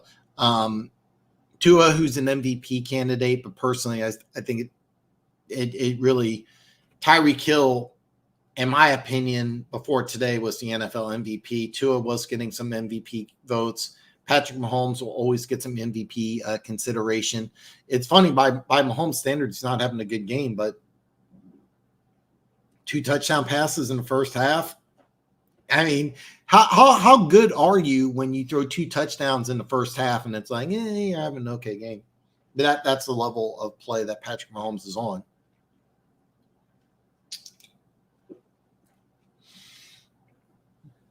Tua, on the other hand, it's really been stymied by the Chiefs defense. The Chiefs defense is just doing an A+ job. But that last throw, that was a laser beam, and Jalen Watson, the Chiefs corner, was in perfect position to make a play on the ball. That was just a beautiful throw and a very nice catch by a Jalen Waddle. I big Jalen Waddle fan. It's going to be a very, very, very tough thing for the Miami Dolphins to sign Jalen Waddle once his rookie contract is up. 0-14 Chiefs have fixed the bad play calling at third and short.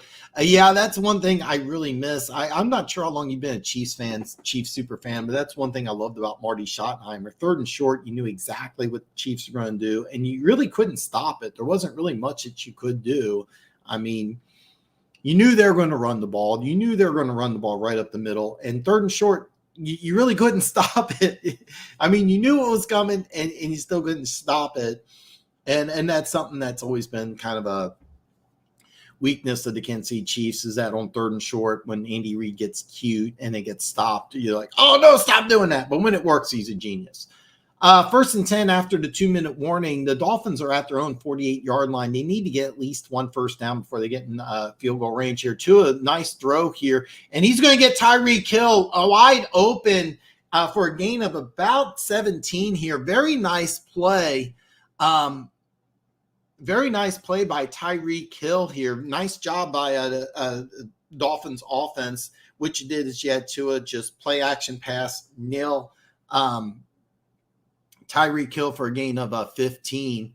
So 1st and 10 for the Kansas City, for the Miami Dolphins at the 34. Tyreek Hill, 4 catches, 43 yards.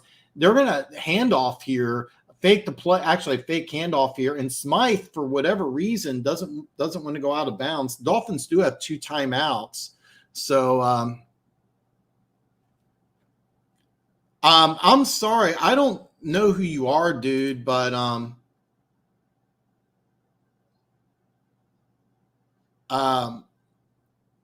I just send you a donation. Look at your chat box.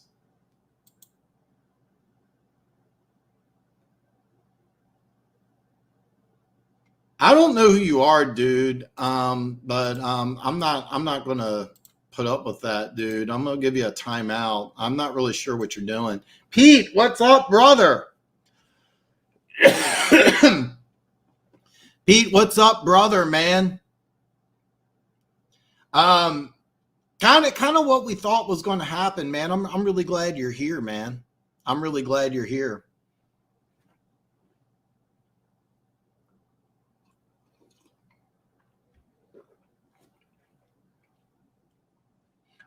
We kind of predicted this would happen.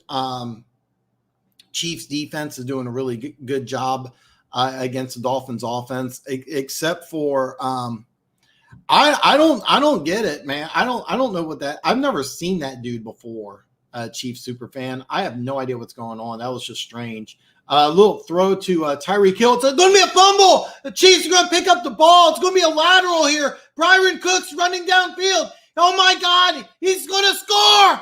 He's going to score. Touchdown, Kansas City. Touchdown, Kansas City. Oh, my God. I don't know if this is going to hold up here.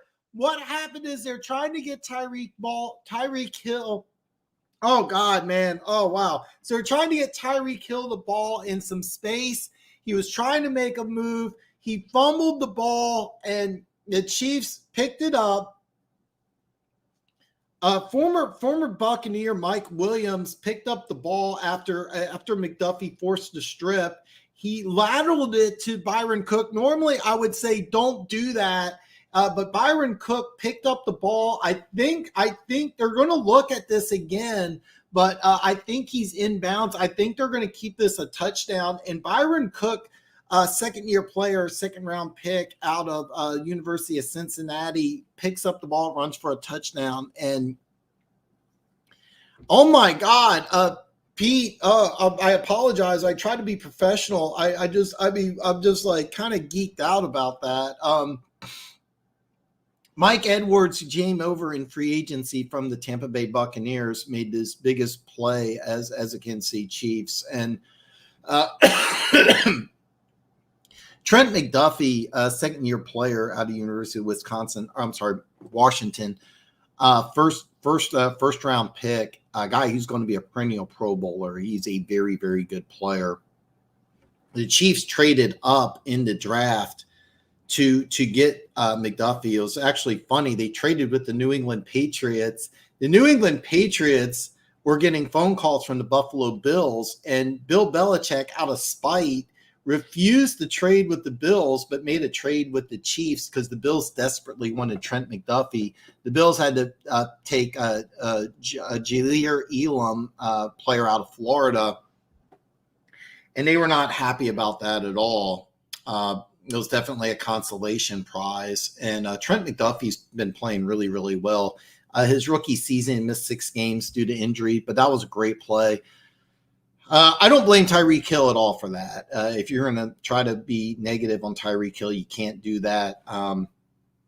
You're down by 2 touchdowns. You're the best player in the NFL, my MVP, and you're just trying to make a play. I don't give them any blame for that. They're just trying to make a play, and it didn't work out. It was a great play by the Chiefs. If you're going to be anti-Tyreek Hill after that, you shouldn't be. There's no need for that. You shouldn't. Don't fault the guy for trying to make a play. I mean, you're shut out in the first half. You're shut out. I mean, if the score was 17-14, then yeah, I would be a little critical. But you're shut out, and the play design was to get Tyreek Hill the ball in some open field, and Trent McDuffie just made an excellent play. That's not a negative on Tyreek Hill. But Mike Edwards lateraling the ball to Byron Cook, I can't believe he did that. Normally, I would be very against that. But Chiefs are now up 21-0. Miami does get the ball first in the second half. And keep in mind, I've said this over and over again, Miami has scored an average of 33.9 points a game. So Miami can score the ball quickly and in bunches. So, if you're a Chiefs fan and you're thinking game's over, absolutely not. Miami just threw a 5-yard. I've been ranting. I'm pretty geeked out here. I apologize for that, and I apologize too because I have no idea who that guy was who made all those comments. Listen. I joke around and I say anything goes, and when I say anything goes, you want to talk about your team, I'm all for that. You want to make fun of me, I'm all for that. But you don't insult my subscribers, and I don't tolerate that. Yeah, I don't know what happened.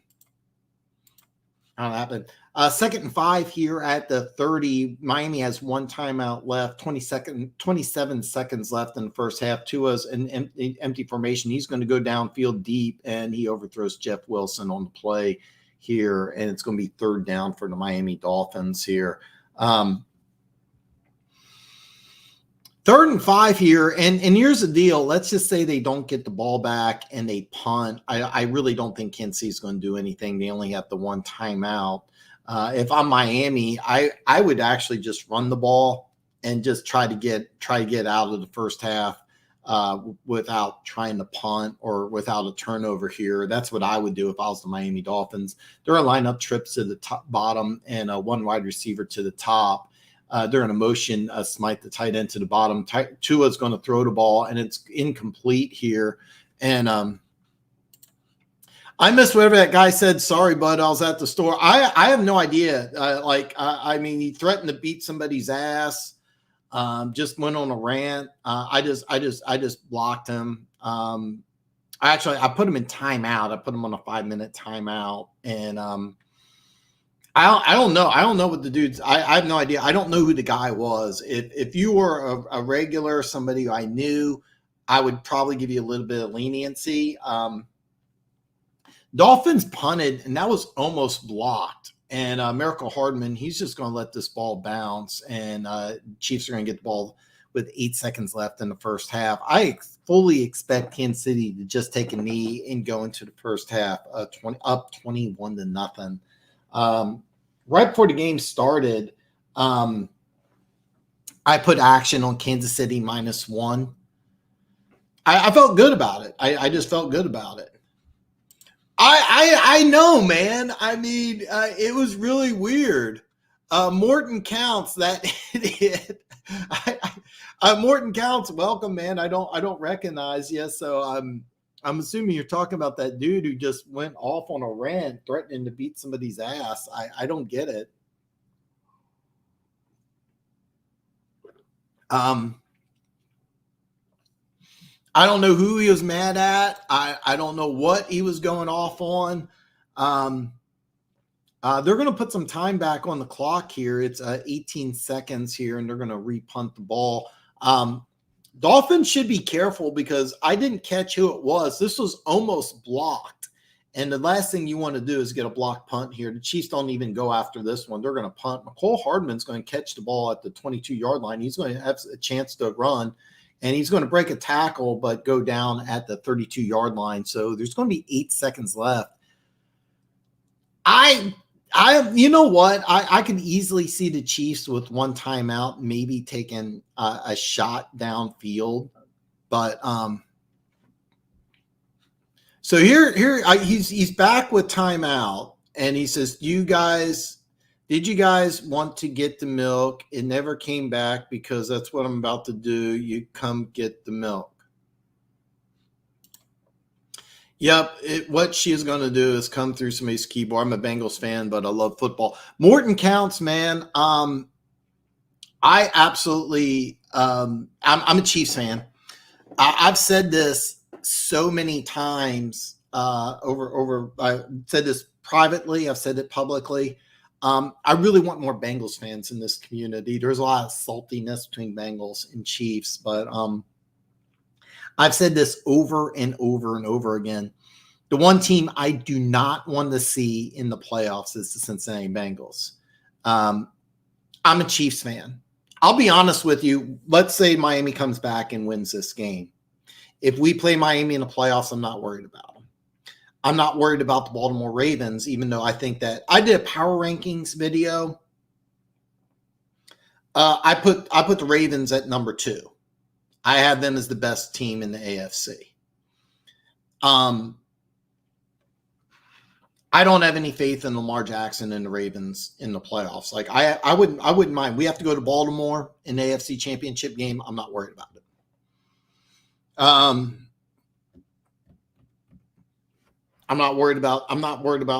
trying to think here. I mean, Bills, I'm not worried about that. The team I don't want to see in the playoffs is the Cincinnati Bengals. That team scares me.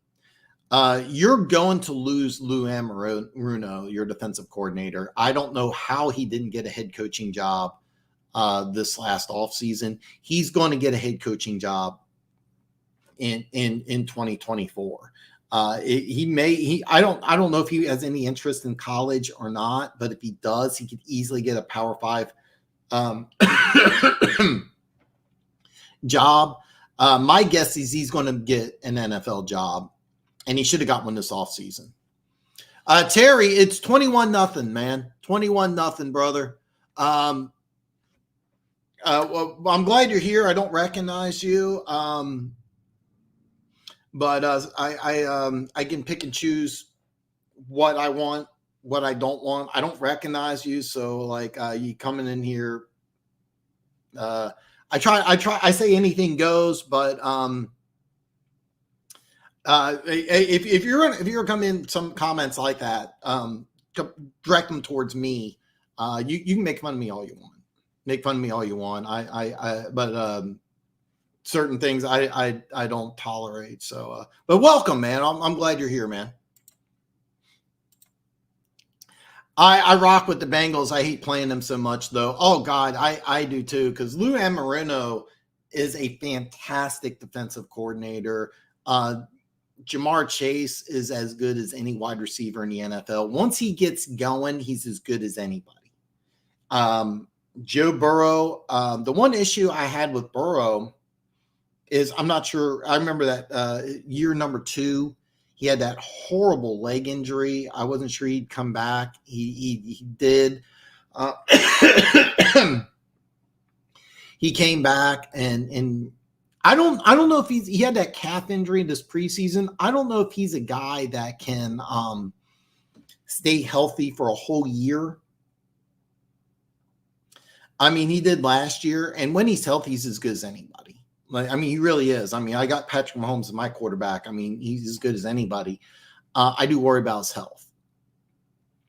I like what you did this offseason in fixing up your offensive line. But yeah, the Bengals scare me, man. The Bengals scare me. Only teams I'm worried about in the playoffs are Bills, Bengals, and maybe Jags. I had UCF Jaguar on my show week 2, and he said that the one thing that in order to advance, you got to beat the team. And he said that the team was the Kansas City Chiefs. He says the Chiefs just got their number, and he's right so far.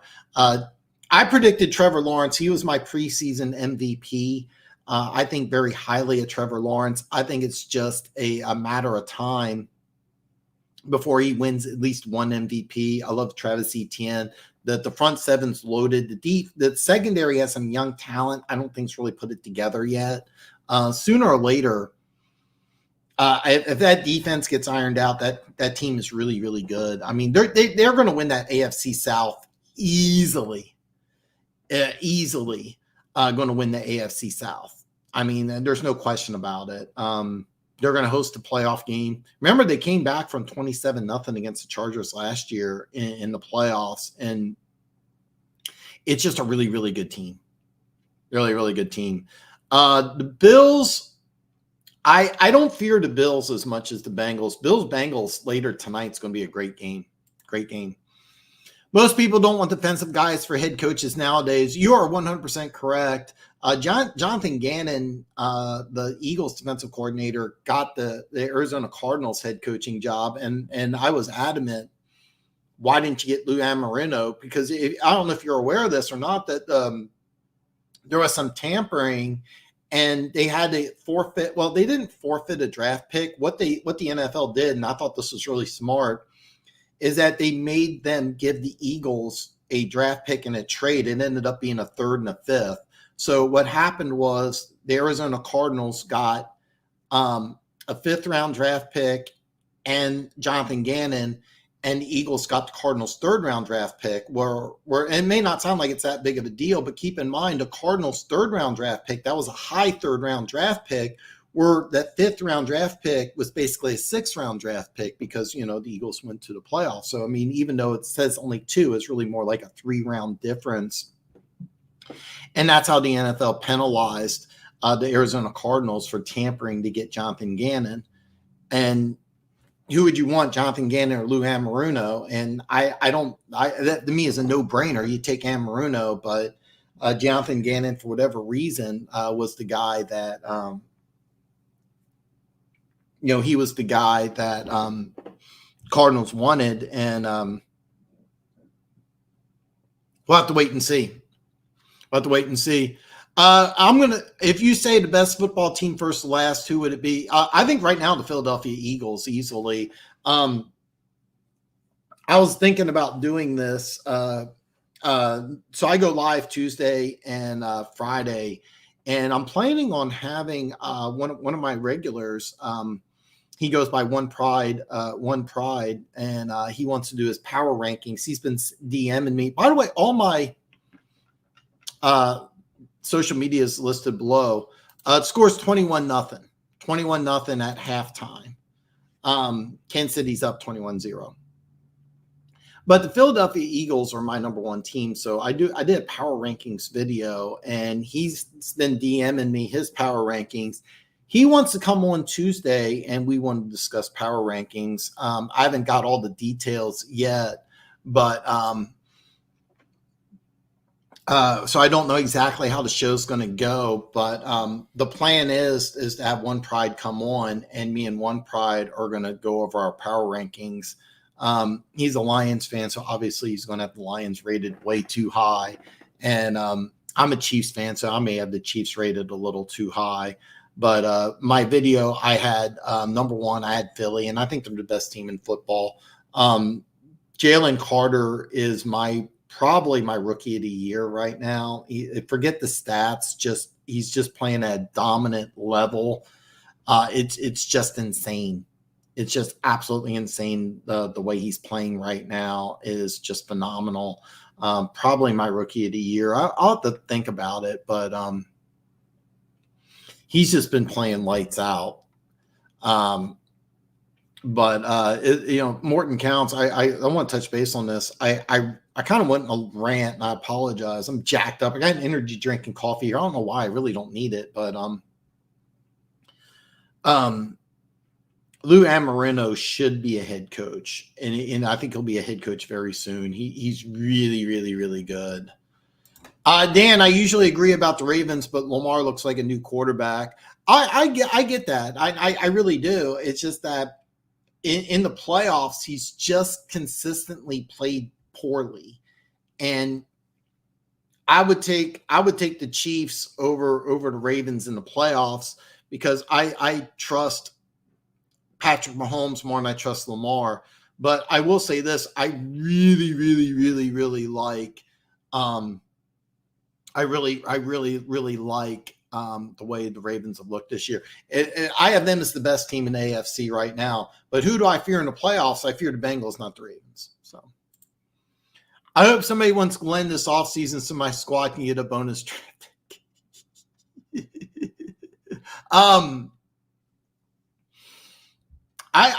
Aaron Glenn's an interesting guy. I don't think he has an interest in college, but if he did have an interest in college, I'll throw out a school.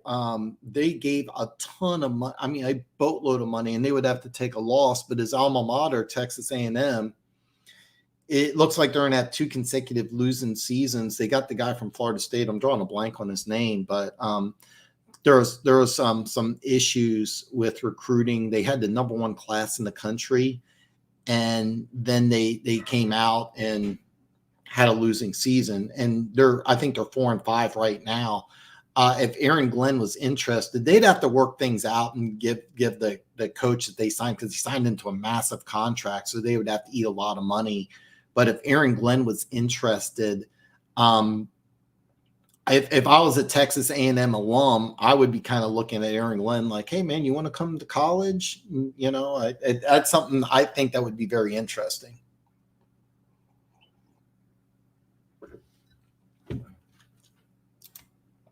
The Jags have a super talented defense. I mean, their front 7 is awesome. They got 2 inside linebackers. I can't pronounce his name. Forsay Olaquan. Nobody calls him the best middle linebacker in football. I don't know why they don't. He can play the pass. He's led the NFL in tackles back-to-back years. It was 2 years ago with the Falcons, signed a free agent contract, leads the NFL in tackles, can cover defensive backs. I mean, it probably like my favorite non-Chief player would be Forsay Olaquan, and I can't even pronounce his name right. But I mean, here's a 6th-round pick out of Yale. I said Yale, Ivy League school. Stuck on special teams, fought his way on a roster spot with the Falcons, stuck on special teams, gets a chance to play, and leads the NFL in tackles, and then he gets his free agent contract. A lot of times what players do when they're late round draft picks, they get that free agent money, and the play goes down. And look, you get $48 million. I get it. Maybe you feel a little lax. Not Olaquan. Leads the NFL in tackles. The Jaguars his first year, leader. And he's phenomenal pass coverage. They 1st-round draft pick last year. Devin Lloyd, he had over 100 tackles his rookie season. He looks like he's going to be a star. Funk will tell you, I think Funk was also a huge Devin Lloyd guy. And there's a lot of talent on that front 7, a lot of young talent on that front 7. The secondary is an issue, but it's talented but very young. I have the Bengals as a top 5 team. They're definitely the hottest team heading into week 9. One Pride actually had Cincinnati in the top 5 as well. I dinged them for the early start, so I had them at 9 in my power rankings video. I don't have it in the description, but if you go to my YouTube channel, you can see my power rankings video. I'll spoil it for you. I had the Bengals at 9. And the reason why I have the Bengals at 9 is because I dinged them for the early start. But right now there's a I mean, just playing lights out. Go Dallas Cowboys, kick Philly's ass. Charles Wood's in the house, man. Hey, man,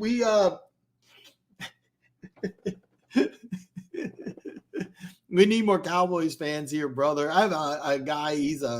I haven't heard from him in a while, but Alex, he's a Houston Texans fan. He would hate that, but man, we need more Cowboys fans here.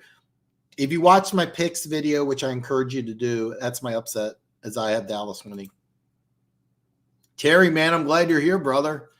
Is Carter hurt, though? So we got to kick off. I'm going to read all these comments here, but we start the second half here. Kinsey is going to kick off to Miami. If you're a Chiefs fan and you're thinking this is game over, you could not be more off here. Miami's averaged 33.9 points a game. They have the highest scoring offense in the NFL. They can score points quickly, and they can score points in bunches.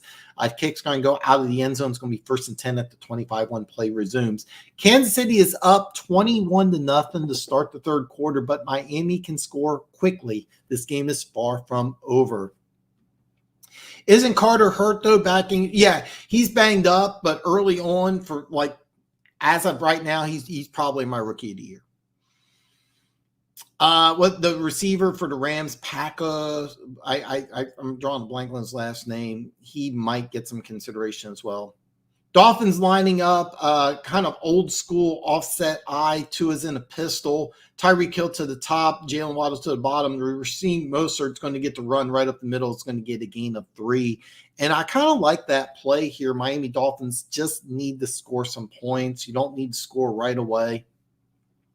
It's smart for them, in my opinion, to get that running game going. Just, hey, look, all we got to do is just play ball and make this a game. So early on, I thought it was a gain of 3. They're going to call it a gain of 2. 2nd and 8 here for the Miami Dolphins. They're going to replace actually, they're going to have Mostert and Ahmed in there, but Mostert signed up as a wide receiver to the top of the formation. They're going to motion. It's going to be a little trick play, a little end around to Mostert. He's got some running room here. He's going 30, 35, pushed out of bounds at the 40. Very nice play call by the Miami Dolphins. What they did is they lined up Mostert as a receiver to the top of the screen here. There's a flag on the play. We're going to see if this comes back, and it is going to come back. It's holding against the Dolphins. I still like the play call, which it is. They have Ahmad in the backfield as a running back. You had Mostert to the top of the screen lined up as formation. And then what you did is you had 2 wide receivers and all at the bottom, and what you did is you had them used as blockers, but holding call is going to eliminate, which was a really nice play call and design by the Miami Dolphins here. So they're going to be moved back. It's going to be a 2nd down and about 18 here. But yeah, I mean, if it does injure and it limits his play, my things will change. But early on, though, Jalen Carter's been playing awesome. Mahomes, Lamar, yeah. And one thing is that the Chiefs defense matches up really, really well against the Ravens. The Chiefs defense, I think, matches up really well. 2nd and 17 for the Miami Dolphins here, heading under 14 in the third quarter here. They're going to motion their tight end to the bottom of the screen, Tua back to pass. He wants to go downfield, and this was just a really bad throw here. He had one-on-one with Jeff Wilson on L'Jarius Sneed. I'm sorry, Cedric Wilson on it was Trent McDuffie. I thought it was Sneed. So I'm not really sure what happened here, but it was just one-on-one coverage, and it looks like he was throwing a back shoulder fade, and Wilson just wasn't ready for whatever. Here's a joke for you. Why did the clown go to the doctors? Because he's feeling funny. 3rd and 17 here for the Miami Dolphins. Tua's lined up empty formation here. He's going back to pass. The Chiefs put pressure, but they're not blitzing. Tua's going to run. He's at the 20. He's going to slide down at the 26-yard line. So he's only going to get about 7. It's going to be 4th down for the Miami Dolphins as they go 3 and out, unfortunately.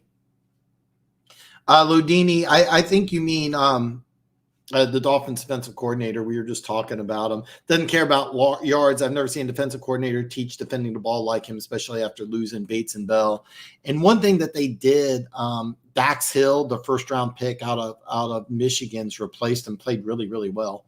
So the punt's going to go, and it's going to bounce. It's going to take a Dolphins bounce. There's another flag on the play here. We're going to find out what it is. As of right now, it's going to be 1st and 10 for the Kansas City Chiefs at the 23-yard line. We're going to see what this flag is. But, yeah, Lou Amaruno Ludini. I kind of like that name, man.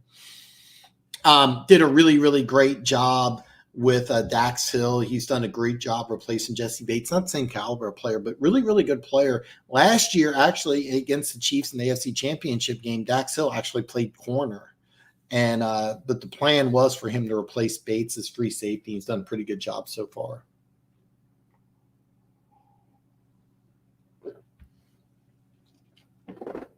So what the flag is holding on the Kansas City Chiefs. So after a good punt, it's going to back the Chiefs up a little further. I think it's going to be 1st and 10 for the Kansas City Chiefs at the 13. I'm going to give you exactly we're going to go on commercial break. There's 13-14 left in the third quarter. Chiefs are up 21-10.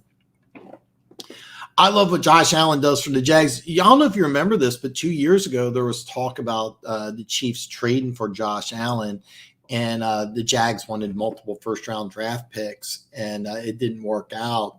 But Josh Allen is the pass rusher. Trayvon Martin, I like him as a player.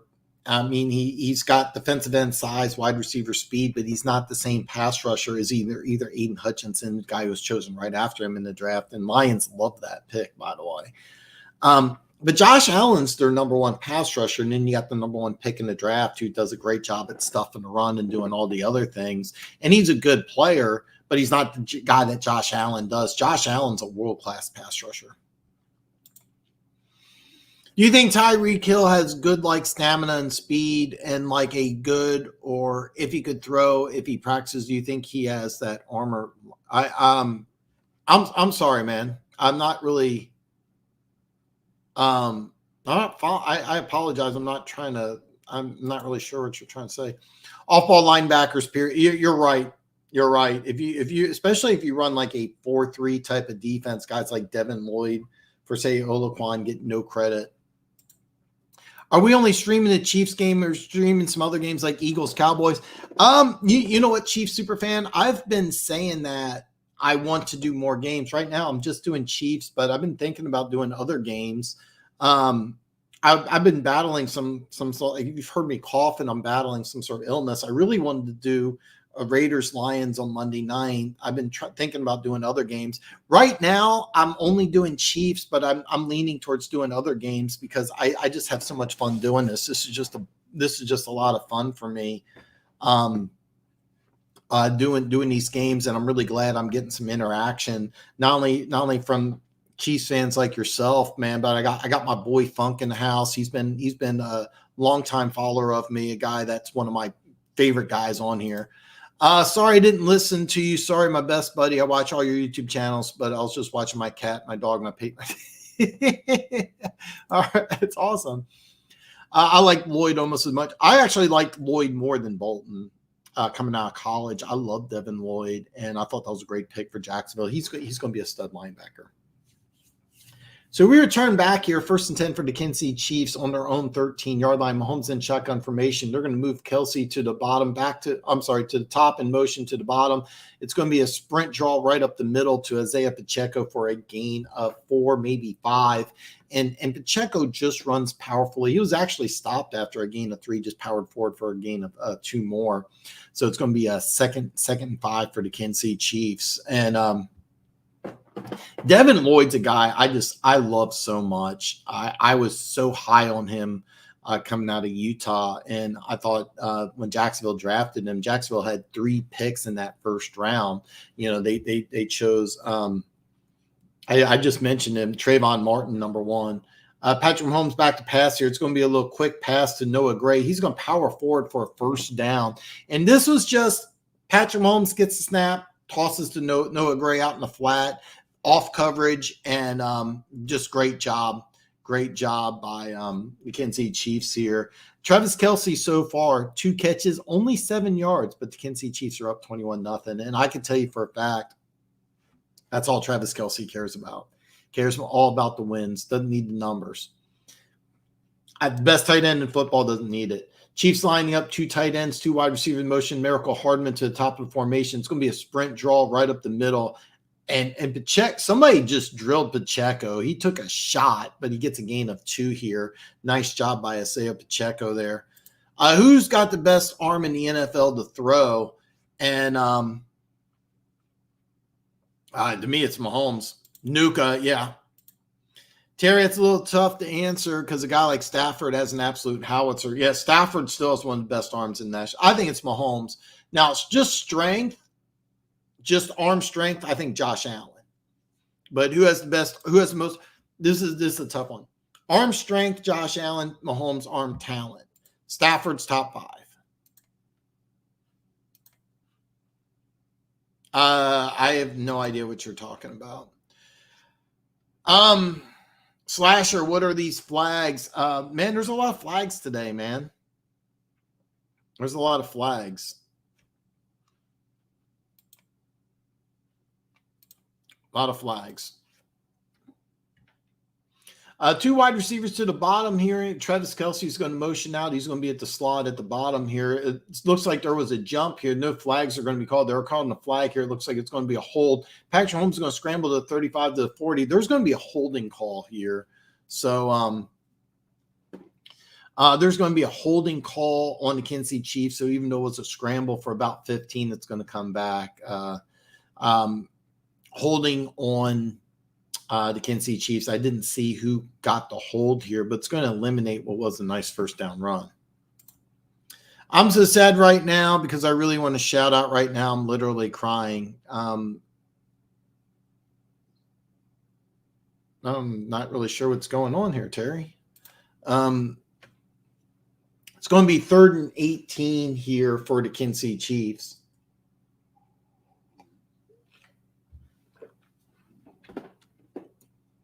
Holding call eliminated a first down. We have 2 wide receivers.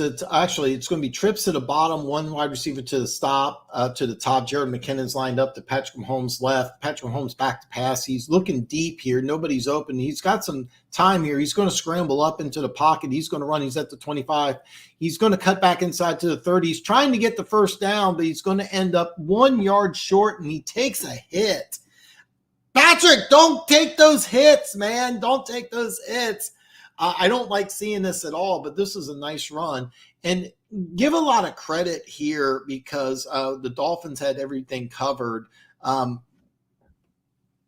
Justin Watson, they're trying to hit Justin Watson deep on a deep post, and Patrick Mahomes just there was too much pressure, and he tries playing hero ball here. He has 5 carries for 26 yards, and I didn't like seeing the hit late, but the Chiefs are going to punt here, so it's going to be a punt for the Kansas City Chiefs. Miami Dolphins are going to get the ball back with about 10 minutes here. Braxton Berrios, he's going to let the ball drop, and the punt is going to go into the end zone. So this game hasn't lived up to the hype. And bottom line, the Chiefs came out ready to play. But the one thing I want to tell you, Chiefs superfan, is that I'm a Chiefs fan. You're a Chiefs fan. We're up 21-0. Don't just sleep on the Dolphins. Just don't sleep on the Dolphins. Terry says, I'm so sad right now because my dog ran away yesterday, and all my dog wanted me to get in with a shout out. Please, if you give me a shout out. Listen, man, dude, man, I'm sorry about your dog, man. I had a rat terrier, 3-legged rat. First of all, I had to have surgery on my rat terrier, so he lost a leg, and it broke my heart. And then when I put him down, I cried like a little girl. I got his ashes actually right here. So I feel for you, man. I feel for you. Sorry, brother. I'm sorry, brother. Hopefully your dog comes back. I got my dog from a rescue place. He was actually going to be in a kill shelter. And you know, he was only with me for a couple of years, but he was my best friend. I actually have a video.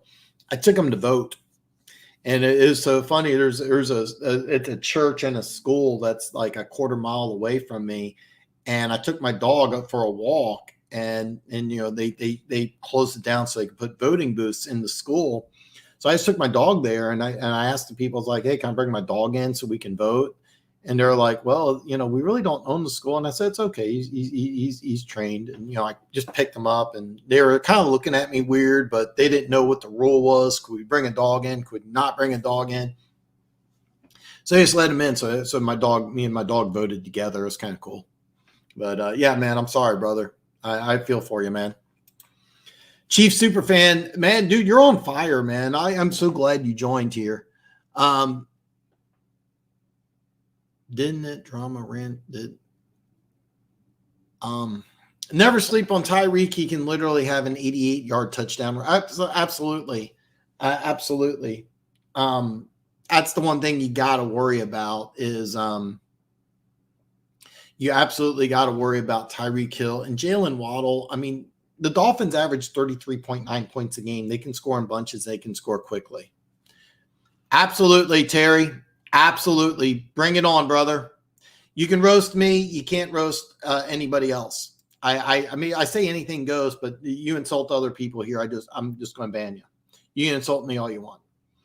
1st and 10 for the Miami Dolphins here. 9:57 left in the game. Tua wants to go back here. He's going to check it down to Jeff Wilson out of the backfield for a quick gain of 10. Or actually, it's going to be a quick gain of 12. And the Miami Dolphins are going to go hurry up offense here. And I think that's a smart move. They're going to try to change the tempo of the game here. The Chiefs defense is just doing something really, really smart. Actually, I thought they were going to go hurry up, but apparently they are not. Miami Dolphins just need to put up some points right now. Tua in shotgun formation, they're going to have Tyreek Hill motion to the top here. They want to go Tyreek, but they're going to have to check down to a Smythe, their tight end, for a quick gain of 8. And I really like what they're doing.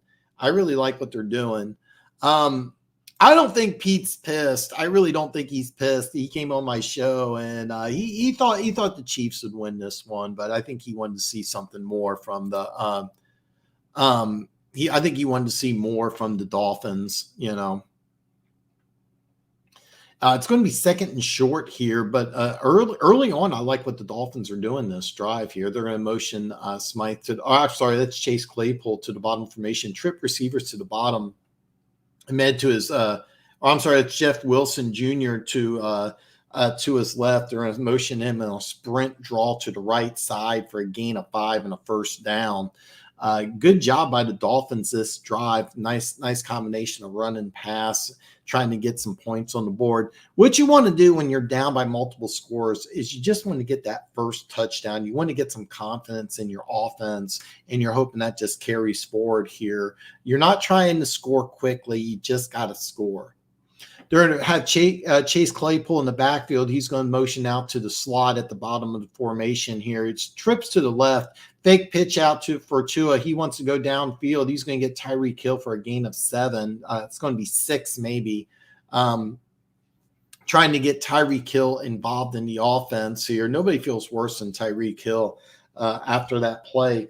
And I don't blame Tyreek Hill. He's just trying to make a play. If you're tuning in late at the end of the first half, Tyreek Hill fumbled. It was returned by the Kansas City Chiefs for a touchdown. And so instead of 14-0, it's 21-0. I thought it was a gain of 6. They're going to give Tyreek Hill only 5 here. So it's going to be 2nd and 5. 7:34 left in the third quarter. Kansas City Chiefs 21, Miami nothing. Tyreek Hill, who would be my pick for NFL MVP as today, 6 catches, 44 yards. They're going to line up old school I formation here under center here. It's going to be a handoff to Jeff Wilson around the right side. He's going to be stopped after a gain of 1, maybe 2. I'm trying to. There's a company that offers an additional fee. I'm not monetized yet by YouTube. I'm really close. But once I get monetized, I'd like to put some graphics up. I know UCF Jaguar has some graphics. He said he hired a graphics designer. It's just not in my budget yet. 3rd and 2 for the Miami Dolphins here. Trips to the bottom of formation. Their motion barriers to the top, back to the bottom here. Tua's back to pass here. Quick play to Durham Smythe. He's a tight end for a first down here as they are inside Chiefs territory. But Chiefs superfan, I'm going to make multiple improvements. It's just that my channel's not monetized right now. Once my channel gets monetized, I can do a few more things. I'm trying to get an affiliate sponsor with somebody like DraftKings or BetUS. UCF Jaguars got an affiliate with BetUS. and I can do more things, but being I have a non-monetized channel, I'm just kind of limited, and I don't know how to do it myself. But yeah, that's coming soon. I promise. Maybe not this year, but it's coming soon. Tua's going to fake a pitch. He wants to go downfield deep. He's going to scramble. He's to the 40 and just goes down quickly. And here's the deal. Somebody pushed Drew Tranquil into Tua. Right after he was pushed into Tua, they're going to call a flag on this. And it shouldn't be against Tranquil, but if Tranquil gets nailed for 15, this is going to be a terrible call. But this could be a 15-yard penalty against the Kansas City Chiefs. Now, what happened is Tua was scrambling around and went down immediately after a gain of 1. So there was a player for the Dolphins who pushed down,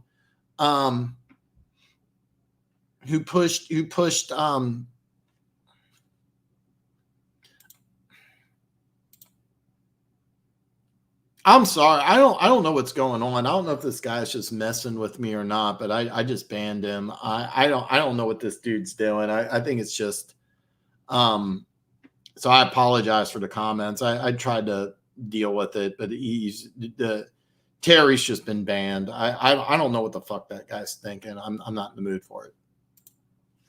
No, it's a bad call, man. Bad call. 1st and 10 for Miami Dolphins at the Kansas City Chiefs 36. Old school I formation. They're just going to hand off the ball right up the middle. Nice run by Mostert as he gets a gain of 5. Just an old school formation here is what they did. Is just lined up I formation, old school running. And I like what the Dolphins are doing here. They're down by 21, but instead of just trying to score all 21 points right away, just go and hurry up. They're just moving the ball methodically, trying to do what they normally do. They're a run-first offense, believe it or not. They're a run-first offense, and they got to get some points. They got to get some points. You can't walk away without points this drive. Shotgun formation by Tua. Smith's going to line up in the backfield as a fullback. It's going to be play action pass. Tua wants to go ball. He wants to go deep. He's going towards the end zone. It's a touchdown. Jeff Wilson Jr. in the end zone. We have a Miami Dolphins touchdown. Yeah, I just banned him. Chief super fan. I don't know if the dude's just messing with me or what. I just banned him. I'm not. I tried. I tried. I've had some weirdness coming on some of these channels, man. Some of my streams. I've had some weirdness. I try to. I say anything goes, but there's only so much I can deal with before you just get. I gave him a chance, and yeah, he's gone. So, folks, I warned you. If you're a Chiefs fan, I warned you that this could happen. The Dolphins go downfield. They score a touchdown. We got a ball game. It's 21-7 with 4:47 left in the third quarter. Dolphins are on the scoreboard. We got a ball game, folks. We got a ball game. If you do any kind of sports betting, you want to do some in-game betting, I popped on DraftKings. Of course, if you use a different site, that's up to you. If you want me to go into a different site, I have accounts for all of them. Basically, there's very few sports betting sites I don't have access to or don't have an account set up on. I just pulled up DraftKings. If you do some in-game betting right now, you can put action on Kansas City to cover 12.5. Of course, they have 14-point lead right now. The over-under is 44.5. I'm a little skeptical about the over-under on this game. I'm not really sure, but I do like the way that Miami moved the ball downfield and scored. They used their base offense. The touchdown pass was a play-action pass, and it was one-on-one for Jalen Waddle. And that's something that you can do. Safari is behind on this game. It says it's still – oh, my God. Well, man, I'm glad you're here, man. So one of the things I use so I have Google Fiber, and they're lined up with the Wi-Fi, so I'm not hardwired into my computer. And then I stream with YouTube TV. So the issue that I have is that I'm behind. If you're watching this game on like standard cable, I'm going to be behind anywhere from 5 to 10 seconds. And for those of you who are watching the game and then just listening to me, I am a little behind. It's just that's not anything I'm able to do. And also, Chief Superfan, I do want to get some graphics. I have a green screen behind me. It's just black. I just have that just for me. I used to just show my apartment in the background, but then I was like, yeah, who wants to see my apartment? But I do want to have a scoreboard put up. It's something I'm working on currently. I might have to. I looked into a company that can do it. I just don't want to pay anything extra until I start making some money. Once you start making money on YouTube, you can deduct things. And anyway, it's coming down the line. I'm going to make and continue to make multiple improvements on the channel. But I'm just really glad you're here, man. You've been on fire today. I appreciate all your comments and the love. 4:47 left in the third quarter. Dolphins are going to kick off to the Chiefs. The Dolphins just scored on I believe it was a 33-yard touchdown to Jalen Waddle. Chiefs are going to go ahead and let the kick go into the end zone. It's going to be 1st and 10 it's going to be a 1st and 10 for the Kansas City Chiefs here. No. It's a green. I have a black screen, which this one is. I have a green screen and I have a white screen. And I used to actually put a background on there. It just I just put it to the black. But yeah, it's literally like I don't know if you can't see that, but I just touched it. It's just a screen. Yeah. Patrick Mahomes going to take the quick throw here. Justin Watson's going to get a gain of 6 yards here. Nice little out route to Justin Watson there as the Chiefs just go a little quick out route here, a little quick out route for a gain of 6. I really like that play call here. Just eat up a little bit of clock, move the ball downfield. Even if you just get a field goal and make this a 3-possession game again, that's going to be huge for the Kansas City Chiefs. Main thing you want here, if you're the Kansas City Chiefs, you absolutely cannot go 3 and out.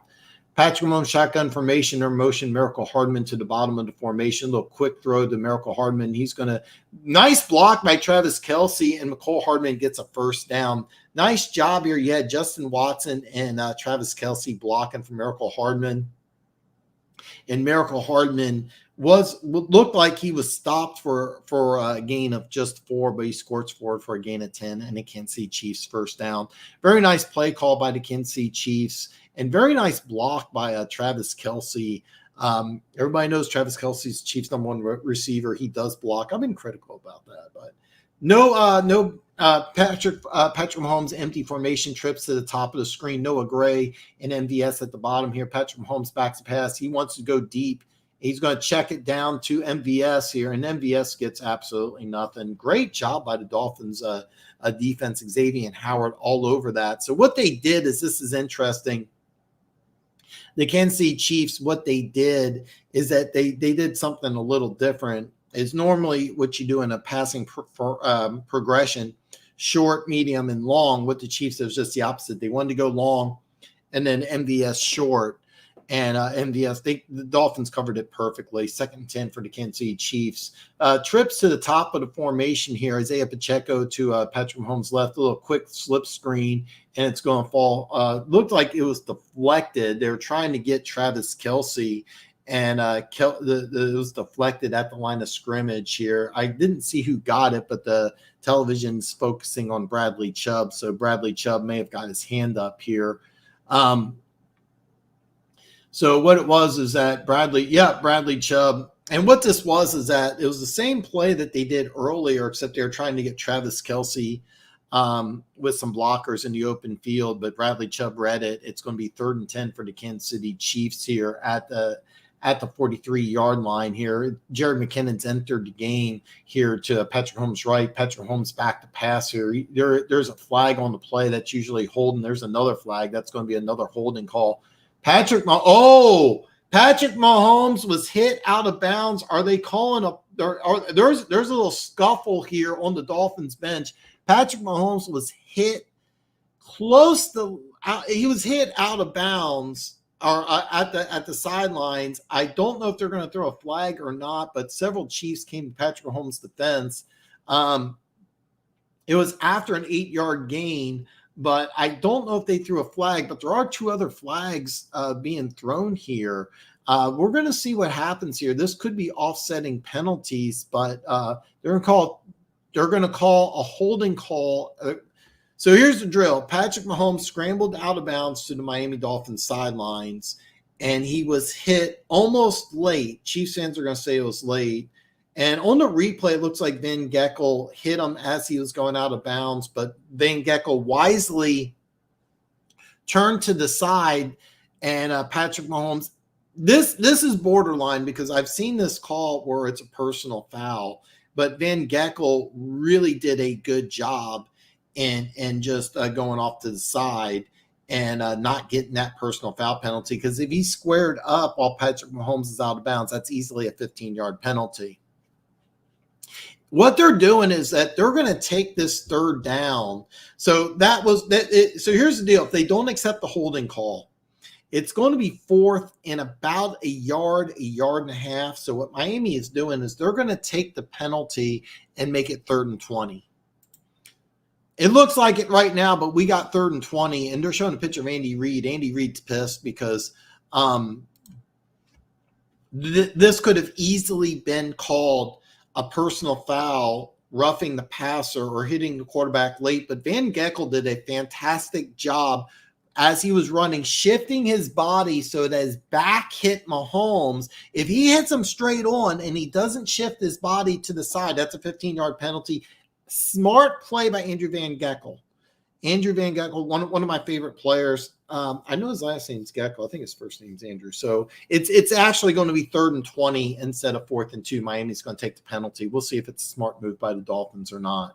Patrick Mahomes, shotgun formation, trips to the top of the screen here. Pacheco's going to be at the bottom here. Patrick Mahomes is going to be sacked. It's a fumble. Oh, my God, and the Dolphins recover it. It's a strip sack of Mahomes. The Dolphins are going to get the ball 1st and 10. So taking the penalty worked for the Dolphins. The Chiefs are up 21-0. Miami scored a touchdown, and they get the ball back in enemy territory. The Dolphins are already in field goal range. 1st and 10 for the Dolphins, 2:12 left in the 3rd quarter. Folks, we got a ball game.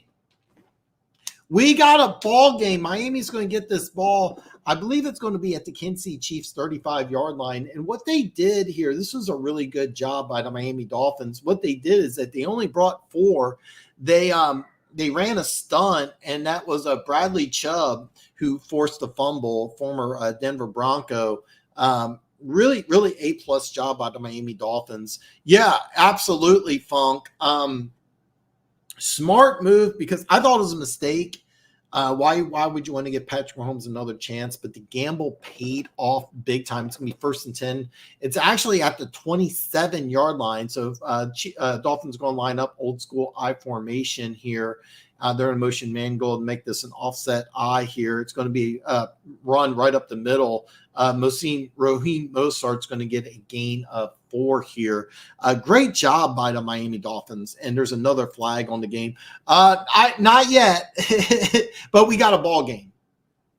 We got a ball game. I've been saying this all live stream when it was up 21-0. The game's not over.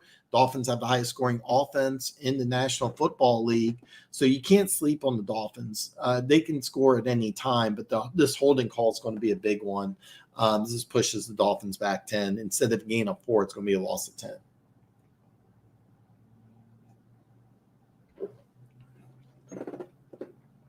First and 20 for the Miami Dolphins here. It's going to be trips to the top of the screen. I believe it's Cedric Wilson to the bottom here. They're in motion. Mostert out to the bottom of the screen for an empty formation here. Tua's going to be pressured. He's scrambling to the top of the formation. He's going to go down. He's sliding down so he doesn't take a loss, but he doesn't take the hit either. A wise play by Tua is it's going to be a 2nd and 20. Right now the clock's still going. It's about 1:20 in the 3rd quarter here. So there's plenty of time. This is still a good game, man. This is still a good game here. It's going to go inside. When this ball is going to be snapped, there will be about 1 minute left in the third quarter. Kansas City's up 21-17. Second and 20 at the Kansas City Chiefs 37-yard line here. They're motioning Wilson to the top of the screen to a back to pass here, and he overthrows. I believe he was going for Tyreek Hill across the center. Incomplete pass here. Fourth quarter is when the Chiefs do, yeah. And this was a good job here. They had a bracketed coverage on Tyreek Hill, but when Tyreek Hill went inside, his throw was a little off. Tua 16 out of 25 for 153 and a touchdown. Not a terrible game, but he hasn't done enough for the Dolphins to win as of yet. As of yet, keep in mind one of those touchdowns was a defensive touchdown for the Kansas City Chiefs defense. Tua's going to go in shotgun formation, empty set during the motion. Tyreek Hill and the Dolphins are going to take a timeout as the play clock was going down to 0.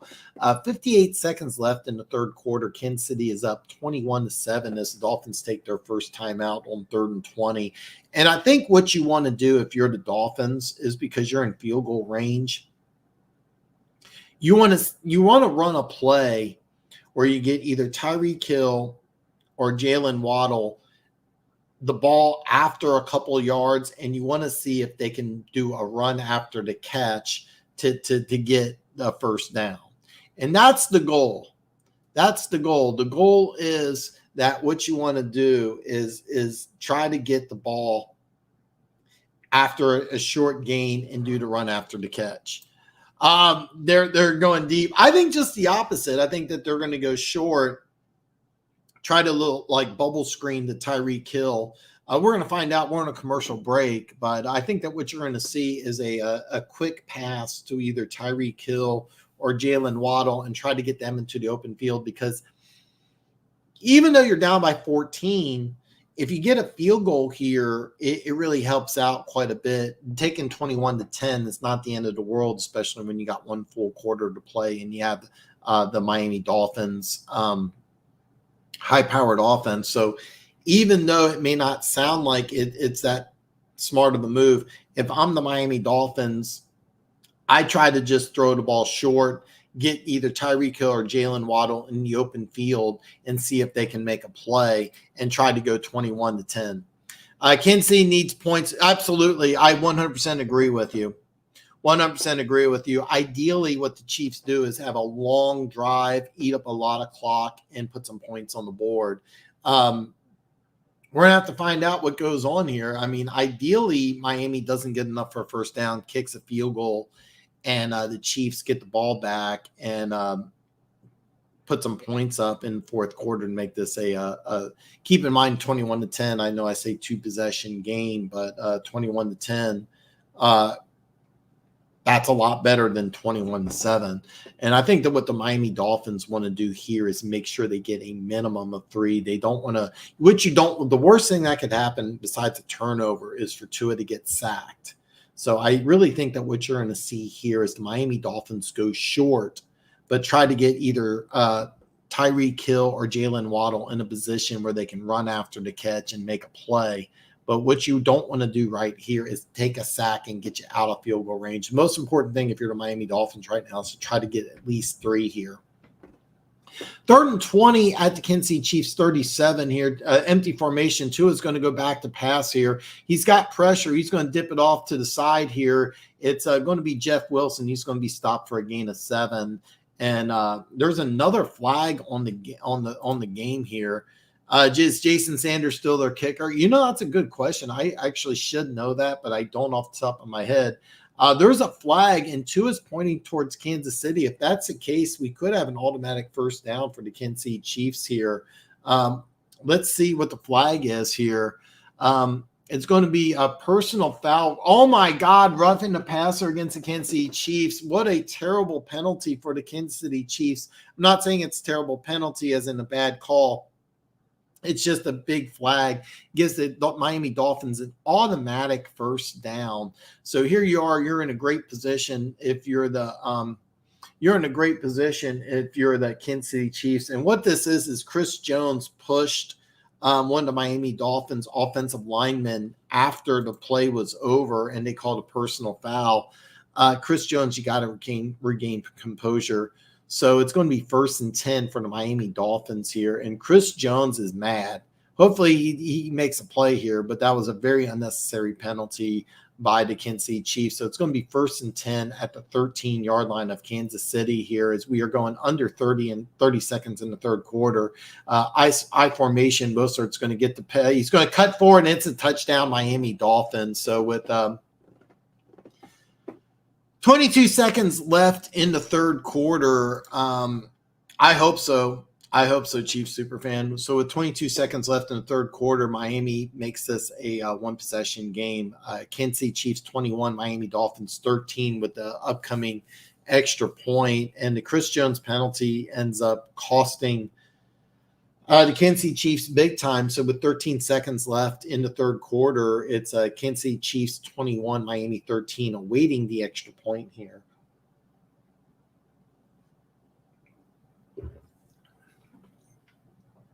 The kick is up and good, and I apologize. It's 22 seconds left in the third quarter, so it's going to be Kansas City Chiefs 21, Miami Dolphins 14. And folks, I said this. I said this at halftime. We got a game. We got a game, and a nice run by Mostert here, getting the touchdown. They're showing the clip here. Drew Tranquil got an arm on him, but an arm tackle is not going to bring down Mostert. And this was just a nice play design by Mike McDaniel. Really, really good play design here as he had everything going to the left side of the formation, and then Mostert just cuts the ball right up field. It's the old zone read system where running backs just run to an area, and what you want to do is you just run to a certain area, left or right, plant, and go right up field. This is old school Shanahan offense since back in the 90s. He did this starting with the Denver Broncos. And then when he took over for the Washington Commanders, Mike McDaniels was part of that coaching staff. Sean McVay, Kyle Shanahan, his son, and Mike LaFleur is the head coach with the Green Bay Packers, and they all run a similar type scheme. This is going to be a kickoff return by Gerald McKinnon. He's going to get the ball, and he's going to return it to the 21-yard line here. So it's kind of unusual. Usually they only have one kick returner, but this time they had Nicole Hardman and Gerald McKinnon back there, and McKinnon takes the kick for a gain of 21. Mike Shanahan, a legendary coach, surprised he's not in the Hall of Fame yet. You know what? I was thinking he actually was. If he's not, he should be. He really should be. It's just a matter of time. I think Mike Shanahan deserves to be in the Hall of Fame. Absolutely. 1st and 10 for the Kansas City Chiefs at the 21-yard line. Patrick Mahomes shotgun formation. It's going to be a handoff to Isaiah Pacheco. He's going to power forward for a gain of 4. He was stopped after 2, but just powered forward for another couple yards. Very nice run by Pacheco. It's not going to look like it's a big deal, but the difference between 2nd and 8 and 2nd and 6 is huge. So even though it wasn't a home run type of play, that was an excellent run by Isaiah Pacheco. So at the end of 3, we have Kansas City 21, Miami 14. It's going to be 2nd and 6 for the Kansas City Chiefs as we start the fourth quarter. Now, if you're tuning in late, Kansas City jumped out to a 21-0 halftime lead. The Miami Dolphins have done an excellent job getting back into this game. They went downfield, they scored a touchdown, and on the very next possession, it was a strip sack by the Miami Dolphins' Bradley Chubb. The Dolphins end up taking the ball into the end zone. On a 3rd down and long, Chris Jones was called for a penalty, giving a legal or a late hit, giving the Dolphins a 1st down on 3rd and 20. And the Dolphins, the very next play, scored a touchdown. So the Miami Dolphins, even though they were down 21-0, they didn't panic. Great job by the Dolphins coaching staff, just not panicking, sticking to their game plan, and making this a ball game, like I warned the Chiefs would do. I warned you when the score was 21-0 that the Dolphins were still in this game. They had the highest scoring offense in the NFL. They are averaging 33.9 points a game. And the Chiefs offense has been a little inconsistent. So the Chiefs need to put up some points this drive. Definitely need to put up some points this drive. He just runs like he's so pissed off, definitely pissed from the loss. I love Isaiah Pacheco's power. Chiefs super fan, I'm not sure. I haven't seen we saw Gooch earlier. He was part of the Back Talk Brothers. Keys, he does a lot of contributions. He's been a co-host. On my description, there's 2 channels that I recommend. It's Luke G, the Luke G Field Review. He's a Lions super fan, but does a lot of draft talk. Loves his Lions, big fan of his. I've been on his show a couple times. He's been on my show several times. But the Back Talk Brothers is another YouTube channel. They do a lot of Chiefs talk. 2 years ago in the offseason, both Gooch and Keys kept on ranting and raving about Pacheco, and they kept on saying that Pacheco is going to end up as the starter over CEH. And I was adamant that, no, he's not going to beat out the first-round draft pick for a starting position. That's just ridiculous. It's not going to happen. And I kept on saying it over and over and over again. Pacheco eventually became the starter as a 7th-round rookie, and that was something that the Back Talk Brothers, Gooch and Keys, kept on saying over and over again. And they were saying this back in June, so. Back to the game here. It's going to be 2nd and 6 for the Kansas City Chiefs. Their little bubble screen to McCole Hardman gets out for a first down, and Travis Kelce and Justin Watson on the blocks there. Nice play design as they move Miracle Hardman in motion to the top of the formation. Patrick Mahomes, as soon as he gets a snap, a little quick out to McCole Hardman, gets a gain of about 8 yards. Nice job, and the Kansas City Chiefs get a first down here. First down for the Kansas City Chiefs here as the Chiefs need to get some points on the board as the Dolphins scored 14 unanswered. It's going to be a little offset eye here. It looks like they're copying what the Miami Dolphins are doing. A little offset old school I formation in the pistol set. And Isaiah Pacheco is going to get the handoff right up the middle. And a nice run by Pacheco, a gain of 6 yards here. They need to run this clock and end it at least 4-3.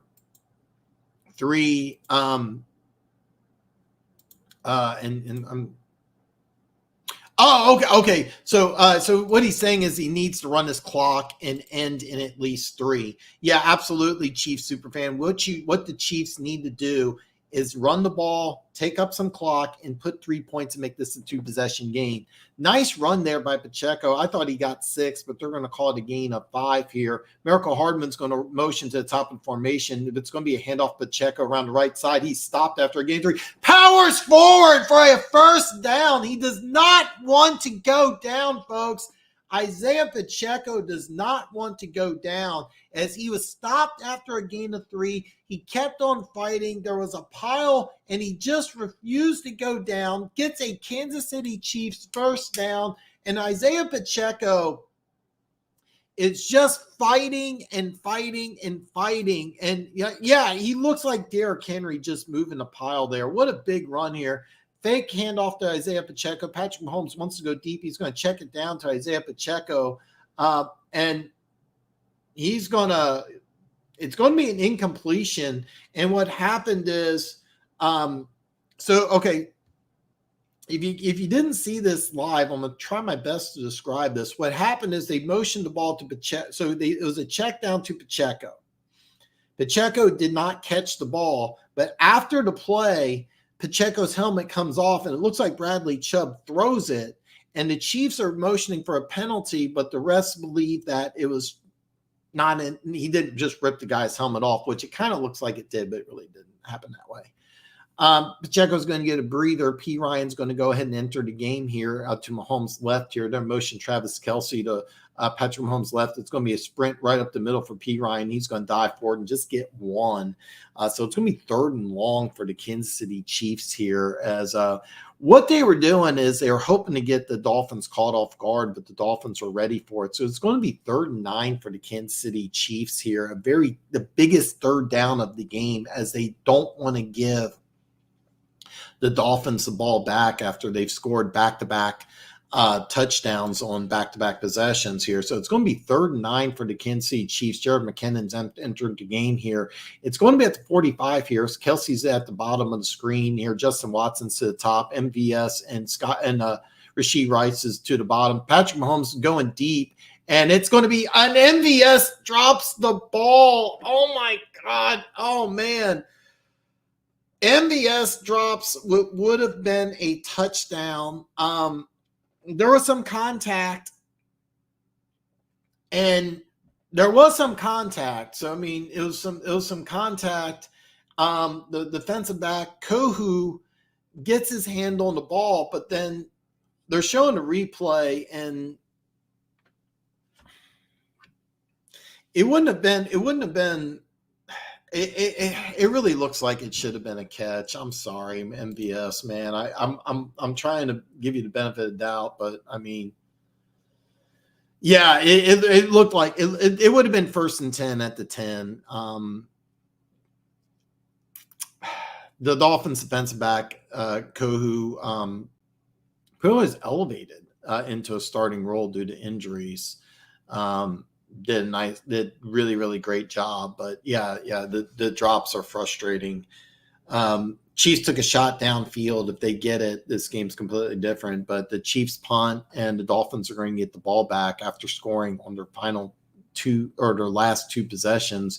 They're going to get the ball with plenty of time left, and it's going to be, I think it's 12:43 left in the 4th quarter, and they're only down by 7. So give the Miami Dolphins a ton of credit. They have just been playing lights out and doing a very, very good job after being down 21-0 at halftime. Absolutely, and give a lot of credit to Miami Dolphins. Give a lot of credit to the Miami Dolphins. They couldn't do this any better. They really couldn't do this any better. They've just done a fantastic job staying in this game, not going in panic mode. It's easy when you're down 21-0 to a team like Kansas City to go into panic mode. And the other 2 losses against Buffalo and San Francisco, that's exactly what Miami did. They got down. They kind of went into panic mode, kind of self-destructed, and both those games ended up being blowout losses, which it looked like this was going to be the 3rd time that they were going to have a blowout loss earlier. But what they did is that they did a good job defensively. They made adjustments to the Kansas City Chiefs offense, and they've limited Kelsey. Kelsey's been a complete non-factor today, so great job by Vic Fangio, the defensive coordinator for the Miami Dolphins. And then what they did offensively is that they stuck to their offensive game plan, and things have worked.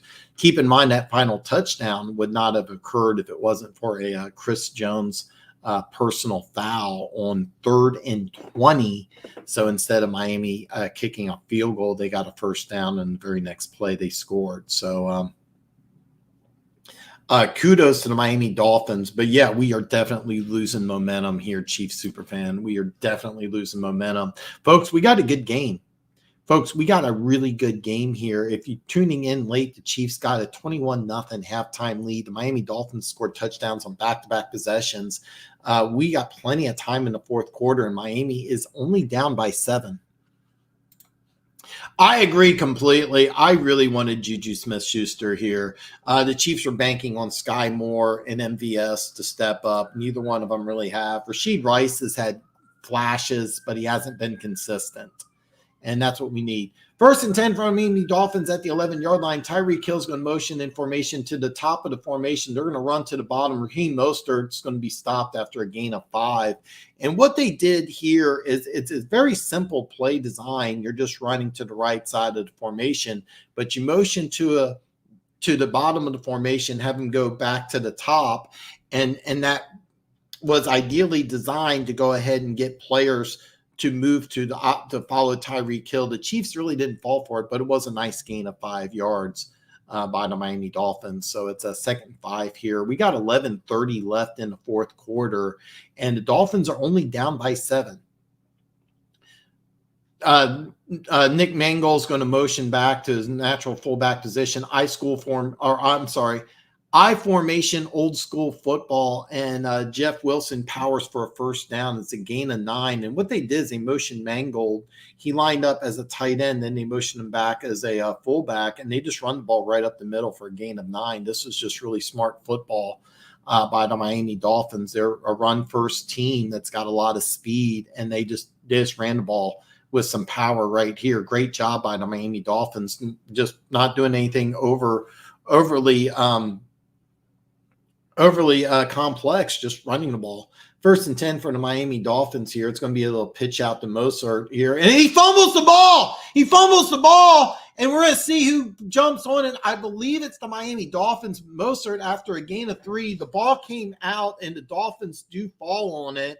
That would have been absolutely key here. And this was Willie Gay who just punched the ball out. Great job by Willie Gay. But the Dolphins went ahead and fell on the loose ball here. Great job. That was actually Chase Claypool who jumped on the ball. That could have been disastrous for the Miami Dolphins, as instead of it being Chiefs ball, it's going to be 2nd and 6. Mostert and Mangold are going to line up to the sides of Tyreek Hill.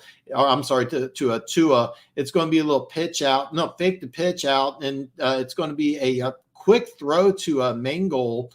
But he's only going to get a gain of 2. So it's going to be a 3rd down here for the Kansas City Chiefs. It's going to be 3rd and 5. The biggest 3rd down of the game, and I said this again, but the biggest 3rd down of the game, it's going to be 3rd and 5 for the Miami Dolphins. And one of the Dolphins players is down. I believe it's one of their offensive linemen here. I'm going to tell you who it is in just a second here. I apologize. I should have their offensive lineman memorized, but I don't, because he's one of the backups here.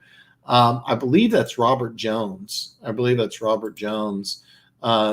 Robert Jones is getting the start here because Robert Hunt, the starting guard, is out. So Robert Jones is getting the start. He's replacing Robert Hunt, who's the normal guard for the Miami Dolphins, and he's out. So the Dolphins, though, do have Tron Armstead. Tron Armstead's missed the last couple of games. He was a huge free agent acquisition last year. The Dolphins signed him to, I believe it was a 5-year, $110 million deal. He just got a ton of money for the Miami Dolphins. And when he's healthy, he's one of the best left tackles in football, but he's been banged up. He's playing today and doing a really good job. But we're on a commercial break, as he's going to have to stay out for at least one play. So on the 3rd down here, we're going to have some substitutions in the Miami Dolphins offensive line. That's an advantage for Kansas City and something they must take advantage of, as the biggest 3rd down of the game is coming up. Kansas City Chiefs are up 21-14, but Miami has scored touchdowns on their last 2 possessions. The last thing that the Chiefs want to see is the Miami Dolphins convert this 3rd down. The Chiefs need to get the ball back, as momentum is clearly shifted to the Miami Dolphins. As we are commercial break, as Robert Hunt is out. Robert Jones is the player who's down for the Miami Dolphins. He's taken over for Robert Hunt. So you're going to have basically a 3rd string guard on this offensive line once play resumes here. We're on a commercial break as they are attending to the injury on the Dolphins offensive line. But it's going to be 3rd. It's going to be 3rd and a long 4, short 5, depending on where they want to mark it at. But you are going to have a backup offensive lineman coming in here, and Kansas City needs to take advantage of this. This is an absolute must for the Kansas City Chiefs. They got to stop this 3rd down right here. Biggest 3rd down of the game here, as we are just waiting for play. I'm anxious for this to start here. Biggest 3rd down of the game.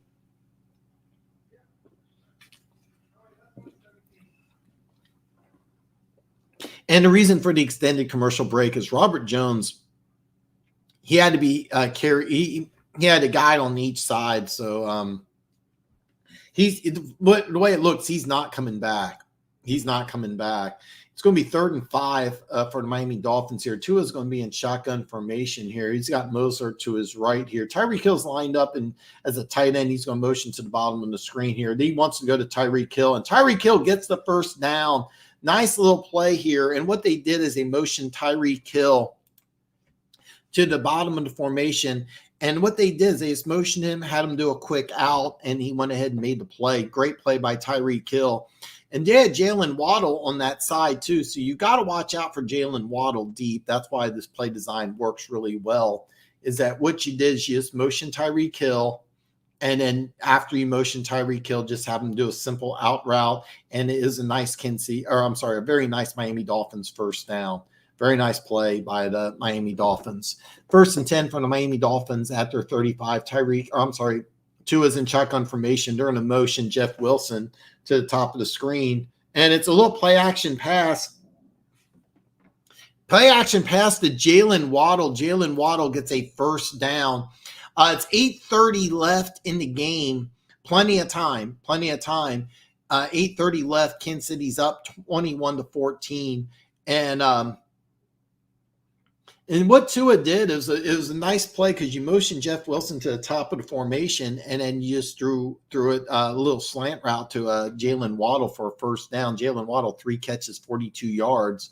Raheem Mostert is to Tua's right. It's going to be a little end around to Tyreek Hill. He's got some open field. He's at midfield and is tackled about at the 48. So it's a gain of 4 here as they use Tyreek Hill on an end around. And it's going to be a 2nd and 6 here. And so they get a little creative here as they had Raheem Mostert to Tua's right. Then they motion Mangold to Tua's left. And then they motion Tyreek Hill to the bottom of the formation and end up just being a simple handoff to Tyreek. So lots of window dressing. McDuffie is hurt.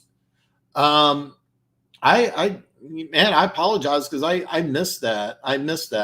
2nd and 6 here. Tua's under center here. They're going to motion Braxton Berrios to the bottom. It's just a quick handoff here to Raheem Mostert, and he's going to be stopped for a gain of 1. Leo Chenal on the play there as he stops Raheem Mostert. This is a very underrated but excellent play by Leo Chenal, because if he doesn't make that tackle, Raheem Mostert gets a first down. So it's going to be 3rd and 5. Again, the biggest third down of the game here is we are under 7 minutes left. The Dolphins are down by a touchdown. The last thing they want to do is give the Kansas City Chiefs the ball.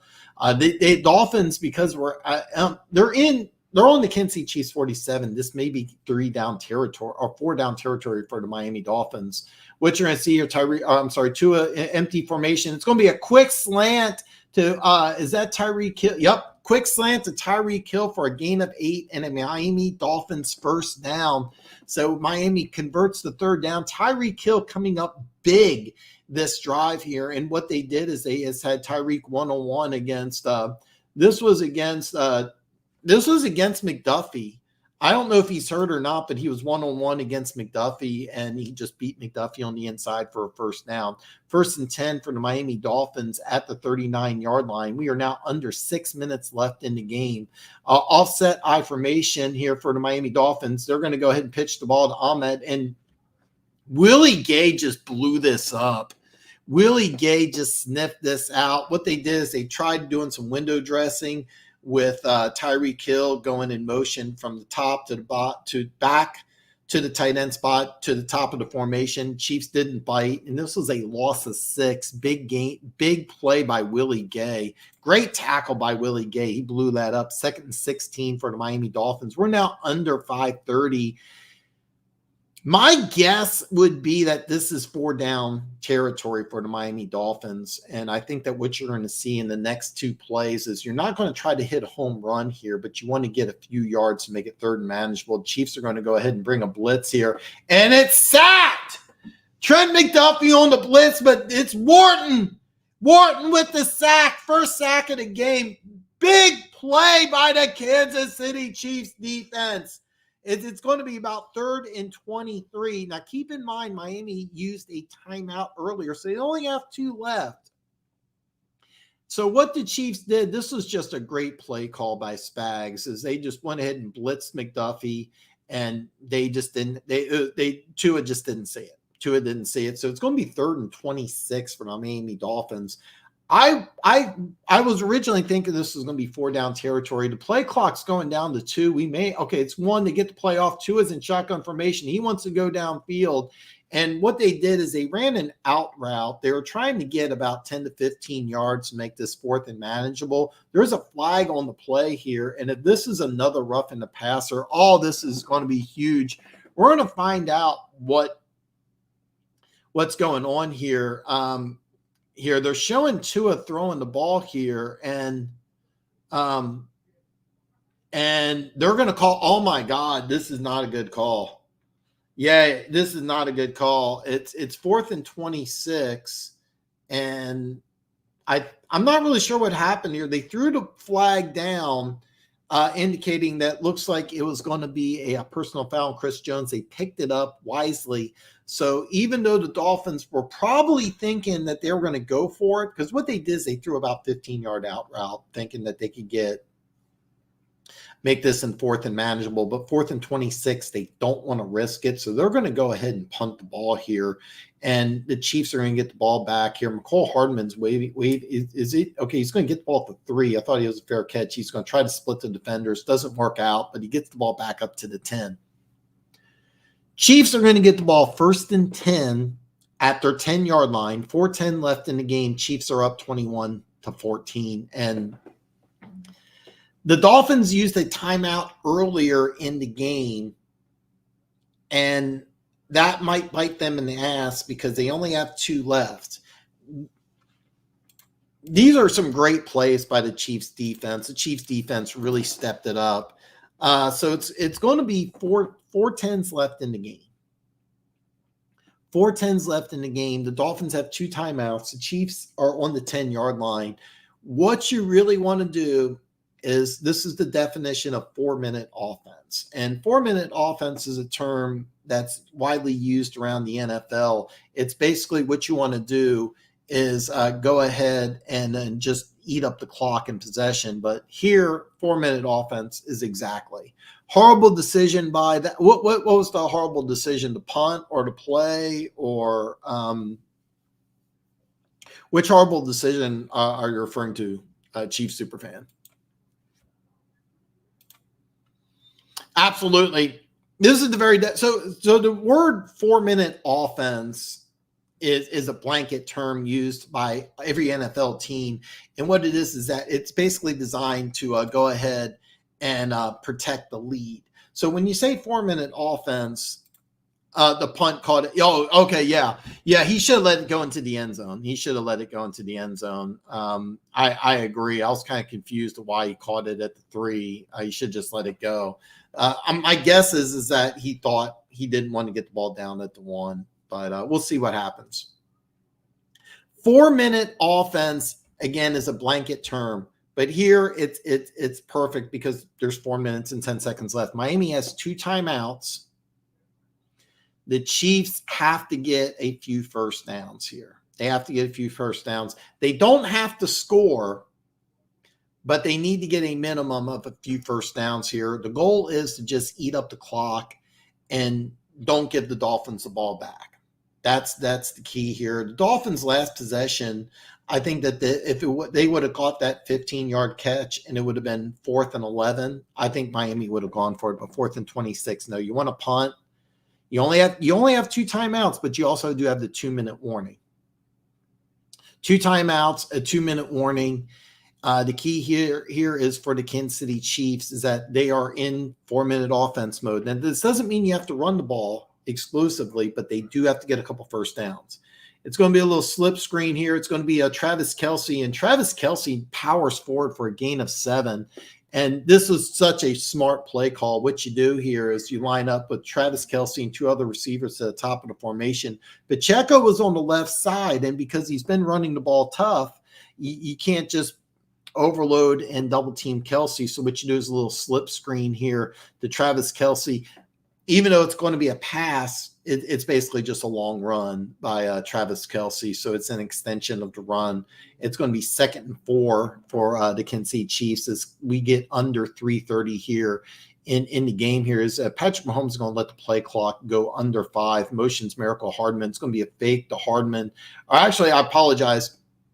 So they ran Miracle Hardman in formation, and it was just a handoff. The Miracle Hardman was just a distraction, and they just ran Isaiah Pacheco right up the middle and got a gain of 3. It's going to be 3rd and 1 for the Kansas City Chiefs here as we go under 3 minutes. And what Patrick Mahomes did is waited till 2 seconds before he went ahead and snapped the ball. As the Kansas City Chiefs are fully aware that the clock is their friend and they want to eat up as much clock as they possibly can. It's going to be Jared McKinnon in the backfield here. The Kansas City Chiefs are going to motion Travis Kelce to the bottom here, and Chiefs are going to go ahead. They're going to fake it. Patrick Mahomes back to pass. He's looking around. He's going to have to throw this ball away. I don't like this at all. Instead of just going for it, what they did is they put McKinnon in there. They did a play action pass. The Chiefs wanted to get cute, and it bit them in the ass. And what they're trying to do here is they were trying to go to Kelce, but Kelce was bracketed, and the Dolphins did a great job defensively. And Patrick Mahomes is frustrated because on 4th and 1, they're going to give the Miami Dolphins the ball back. There's going to be plenty of time for the Dolphins here. Instead of going for a simple first down, the Chiefs got cute, bit them in the ass. Very nice punt, though, by Tommy Townsend. Phenomenal punt. Braxton Berrios calls for a fair catch at the 25. So what a phenomenal route. What was the call? Should have went short routes, but if passing, but really should have ran it. Now we might lose. So what they were trying to do is, I believe what it was that it was a play action pass, and I believe they were trying to get Kelce going across the field, but they just bracketed him and bottled him up completely.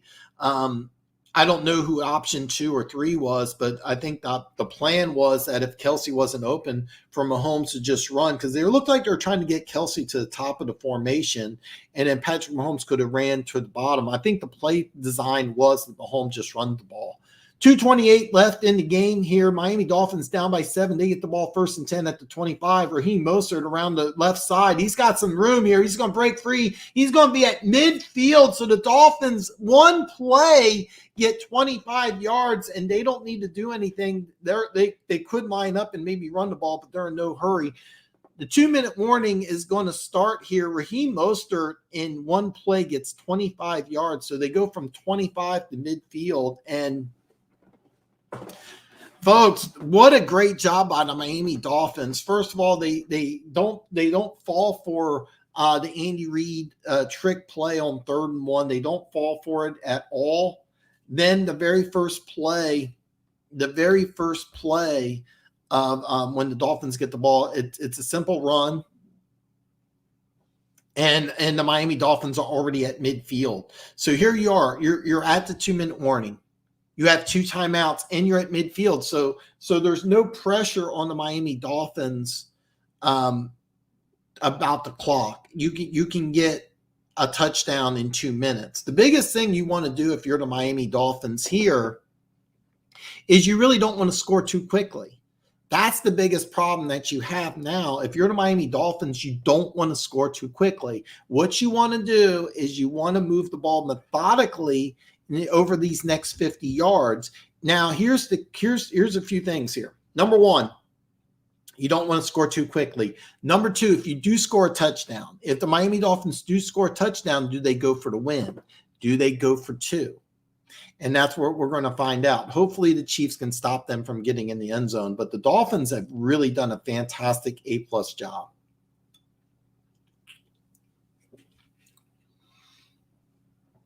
Give the Miami Dolphins a ton of credit. Pick incoming. I hope so, man. I really hope so. But give the Miami Dolphins a lot of credit. When they were down 21-0, they didn't panic. Give them a lot of credit on 3rd and 1, outsmarting Andy Reid, who, look, Pacheco's been running the ball pretty good. I would have loved it. Every time it's 3rd and short and Andy Reid gets cute and it doesn't work out, I always say the same thing. Should have just gone old school, should have just ran the ball. But instead of doing that, hey, look, when it works, I call him a genius. But when it doesn't, I say he should have run the ball, and I'll keep doing that. It's nothing against Andy Reid, who I absolutely love, but I'm also not able to justify on 3rd and 1, just not running the ball when Pacheco's been doing it. That was a very key play that the Miami Dolphins outsmarted Andy Reid. They anticipated the cuteness, and they got the ball back. And the very first play, they went as a simple off-tackle run for 25. So now, if you're the Miami Dolphins, the clock really isn't an issue because you're at midfield. You have 2 timeouts. So you can use the whole field. The biggest problem if you're the Miami Dolphins is you just don't want to score too quickly because Kansas City has all 3 timeouts. Tua's in shotgun formation. Waddle's going to run down, and Mostert's going to run the ball. He's at the 40. He's at the 35, and he's going to be pulled down after a gain of 19. Nice run by Mostert here as the Chiefs are anticipating pass, and the Dolphins smartly just ran the ball because they don't have to worry here. And Mostert, Justin Reed was trying to, I don't know why Justin Reed should just try to push him out of bounds, but instead Mostert wisely went down inbounds as the clock keeps on ticking, because if you're the Dolphins, you don't want to score too quickly. Tua in empty formation here. He's going to motion Mostert to the bottom of the screen here. He was lined up as a wide receiver here. Tua's under pressure. It's going to be a quick pass, and it's going to be incomplete to Mostert. And what it was is that I'm not really sure what this play design was. I thought this was kind of a mistake, because what you want to do here, if you're the Miami Dolphins, is that I would just try to run the ball. I mean, you're having some success. You got plenty of time. You have 2 timeouts. But here you are, 2nd and 10. 1:10 left in the game. It's 2nd and 10 for the Miami Dolphins at the Kansas City Chiefs 31-yard line. If you're the Miami Dolphins, you want to score, but you don't want to give the Chiefs too much time. So it's going to be trips to the bottom of the formation here. Tua's going to take the shotgun snap here. He's going to go downfield as he was trying to hit Jalen Waddle on a slant.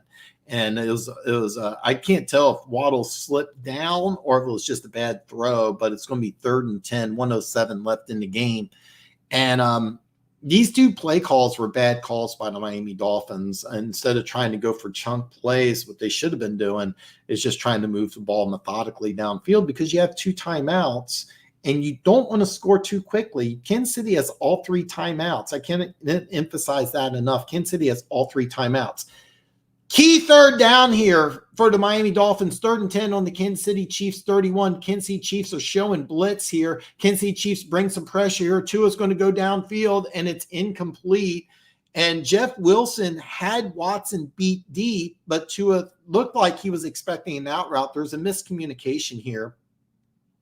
I think that he was expecting Jeff Wilson either run an out or back shoulder, and Wilson kept on going, and he did have Jalen Watson. He did have a step, so if Tua would have thrown it, it could have possibly been a touchdown. Instead, 4th and 10, 1:03 left in the game. Keep in mind, Miami has 2 timeouts, but if Kansas City gets the ball, they can run the clock out. 4th and 10 for the Miami Dolphins here. And the play clock hit 0, and did the Dolphins get a timeout? Okay.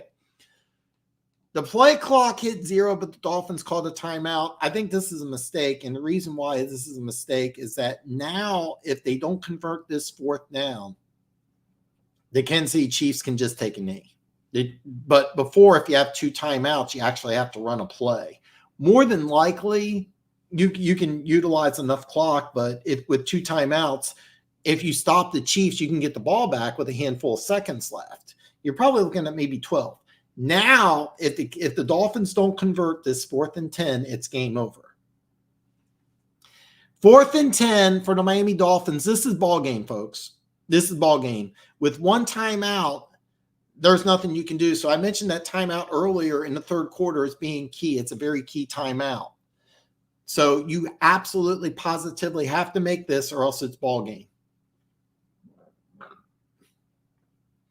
4th and 10 at the Kansas City Chiefs 31. Tua's in shotgun formation. I think it's Mostert to his left, or actually it's Jeff Wilson Jr. They're going to motion Jeff Wilson. It's a fumble. Game over. It's a bad snap. Tua drops the ball. It's game over. Byron Cook, who scored the touchdown, gets credit for the sack. It's game over. Chiefs escape Germany with a win. Chiefs escape with a win. And what happened is that there were some issues with the offensive line. And what happened is this was just a bad snap. Tua's looking off to his right. He's looking off to his right. He motions for Jeff Wilson. Actually, I apologize. This snap, it wasn't a bad snap. Tua just dropped it. I mean, it was off to his right a little bit. It was off to his right just a little bit. Look, if you're an NFL quarterback and the ball hits you in midsection slightly off to the right, you need to catch that. Tua just dropped it. So Tua dropped the ball, cost the game. Chiefs escape with a victory as the Chiefs go to victory formation and take a knee. The Dolphins only have one timeout, but it doesn't matter. More than likely, I think that what you'll see is I sincerely doubt McDaniel's going to call the timeout, but there's no point. Chiefs escape with a minor oh, God. Whew. The Chiefs escape with a victory here, and the Dolphins aren't going to call the final timeout. It is ball game, folks. Kansas City Chiefs get the win.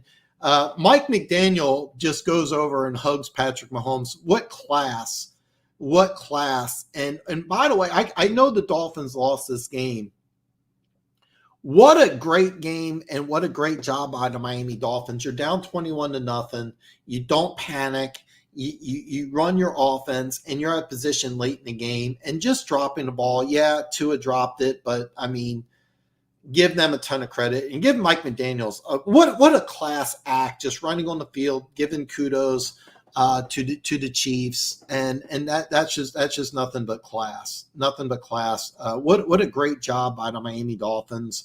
What a great job by sticking in the game, not giving up, and having a great job. And look, he dropped the ball. I mean, the snap wasn't perfect, but bottom line, he just dropped the ball. You need to catch that. Who do I blame? I blame Tua. If you want to tell me it's the center's fault, I'd listen to that argument. I'm not going to buy it.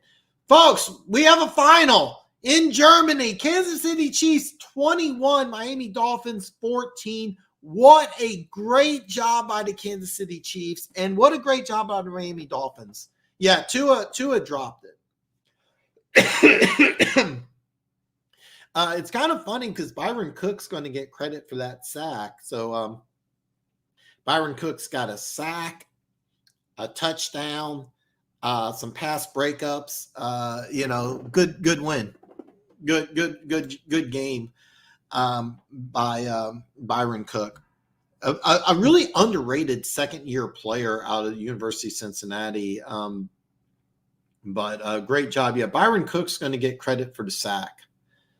Wasn't a good win, but a win is a win. Absolutely. It was. You know what? Give the Dolphins a lot of credit.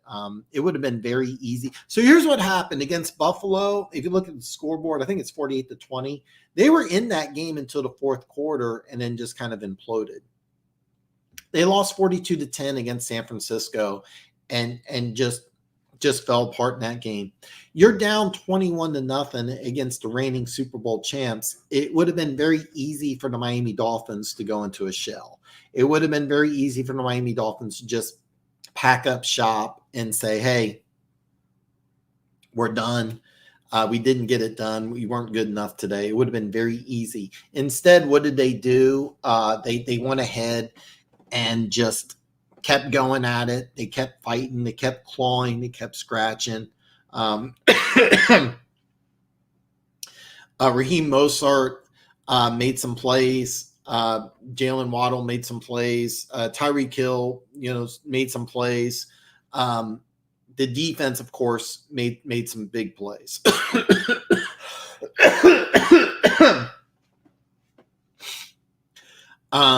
The strip sack for Mahomes really put him back in the game.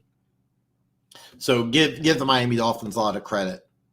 They're 6-3. they're still in position to be on top of the AFC East. Keep in mind, Buffalo has a very, very tough game against the Cincinnati Bengals Sunday night. So Sunday Night Football is going to be a great game. Sunday Night Football, we got Buffalo in Cincinnati. And,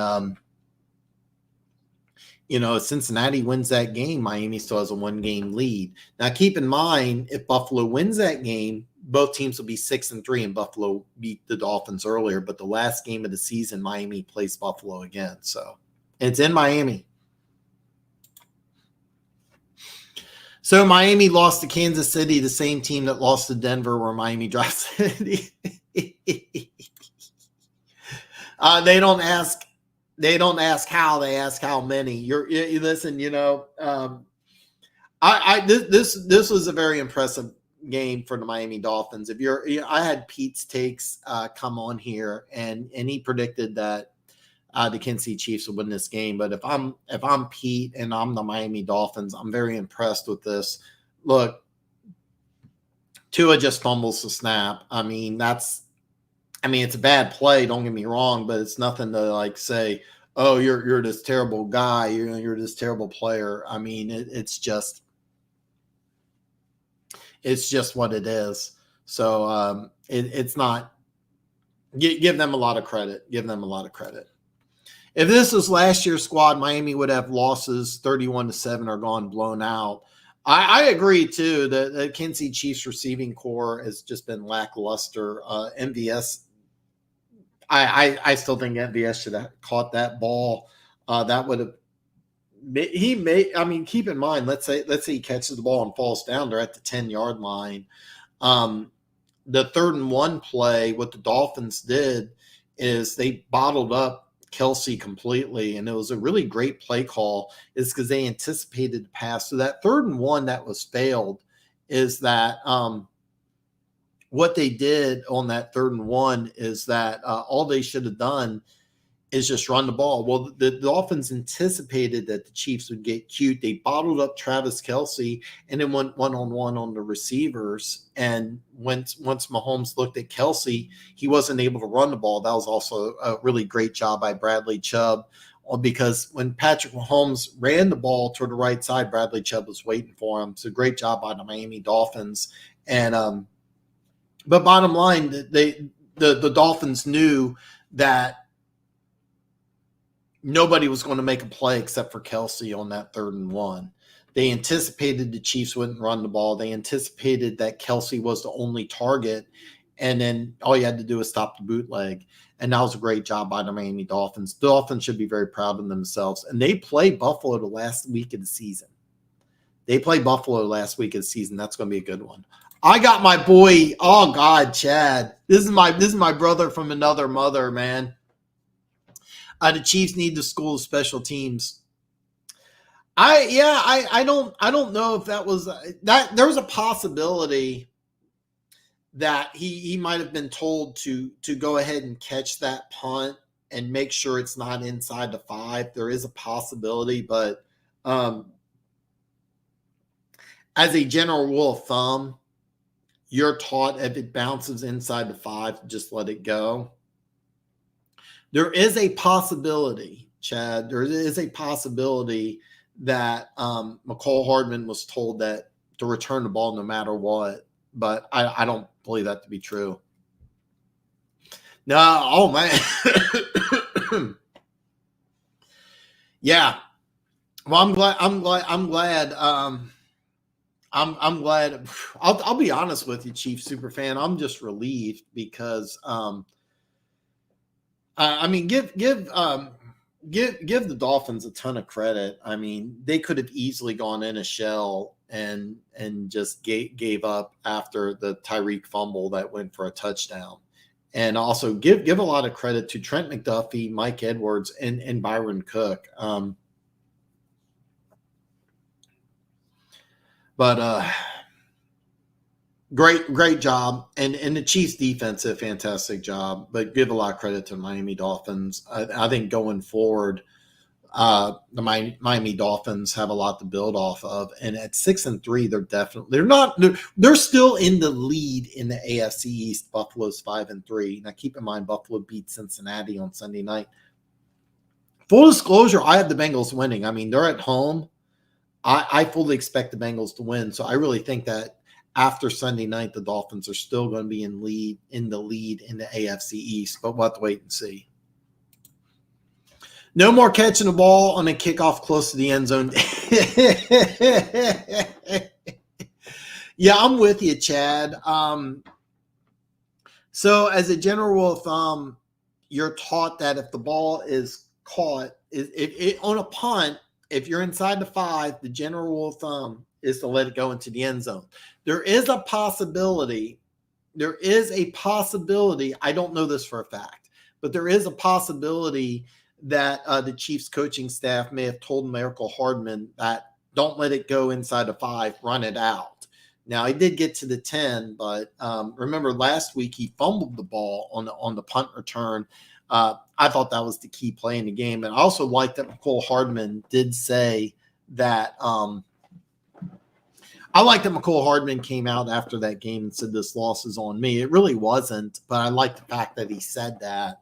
And there is a chance that he may have been told, hey, no matter what, take the ball and run it. Don't just let the ball bounce at the 1, because the last thing you want to do is get a safety and have the Dolphins get the ball and have the score be a 5-point game, because then things are completely different. But if you're the Miami Dolphins, you got to be proud of yourselves. You did a really great job. It would have been easy to go to a tank down 21-0 at halftime, especially when your offense, is the highest scoring offense in football and you're shut out in the first half. And you gave up that fumble return for a touchdown. It would have been very easy for the Miami Dolphins to go into a shell. They didn't do that. They came out fighting. They didn't panic. They did what good teams do, and they put themselves in a position to tie the game up. Just Tua dropped the ball. It was kind of a weird fluky thing. On the stat sheet, though, it's going to show Byron Cook defensive touchdown, Byron Cook sack. Real good game by Byron Cook. So listen, if there's nothing else, I'm going to end this live stream. We got a great slate of games going on. I hope everybody enjoys their football Sunday. For those of you who are new, joining in the first time, I can't thank you enough. Make sure you hit that subscribe button. In case you missed it, the final score is Kansas City 21, Miami 14. Kansas City Chiefs escape Frankfurt, Germany with a very close win. Kudos to Miami Dolphins after being down 21-0, making this a close game. Thank you so much for joining me today. All my social media links are listed below. So if you're new, hit me up on social media. I'm on Facebook. I'm on Twitter. I'm on Instagram. Send me a friend request and you can DM me about all sorts of things. And I will be back live 7 p.m. Central Standard Time. Tuesday, I will be recapping what happened, everything for week 9. Plus, I'm going to have One Pride on as a special guest as we're going to go over NFL power rankings. So enjoy the Sunday. I hope to see everybody back Tuesday.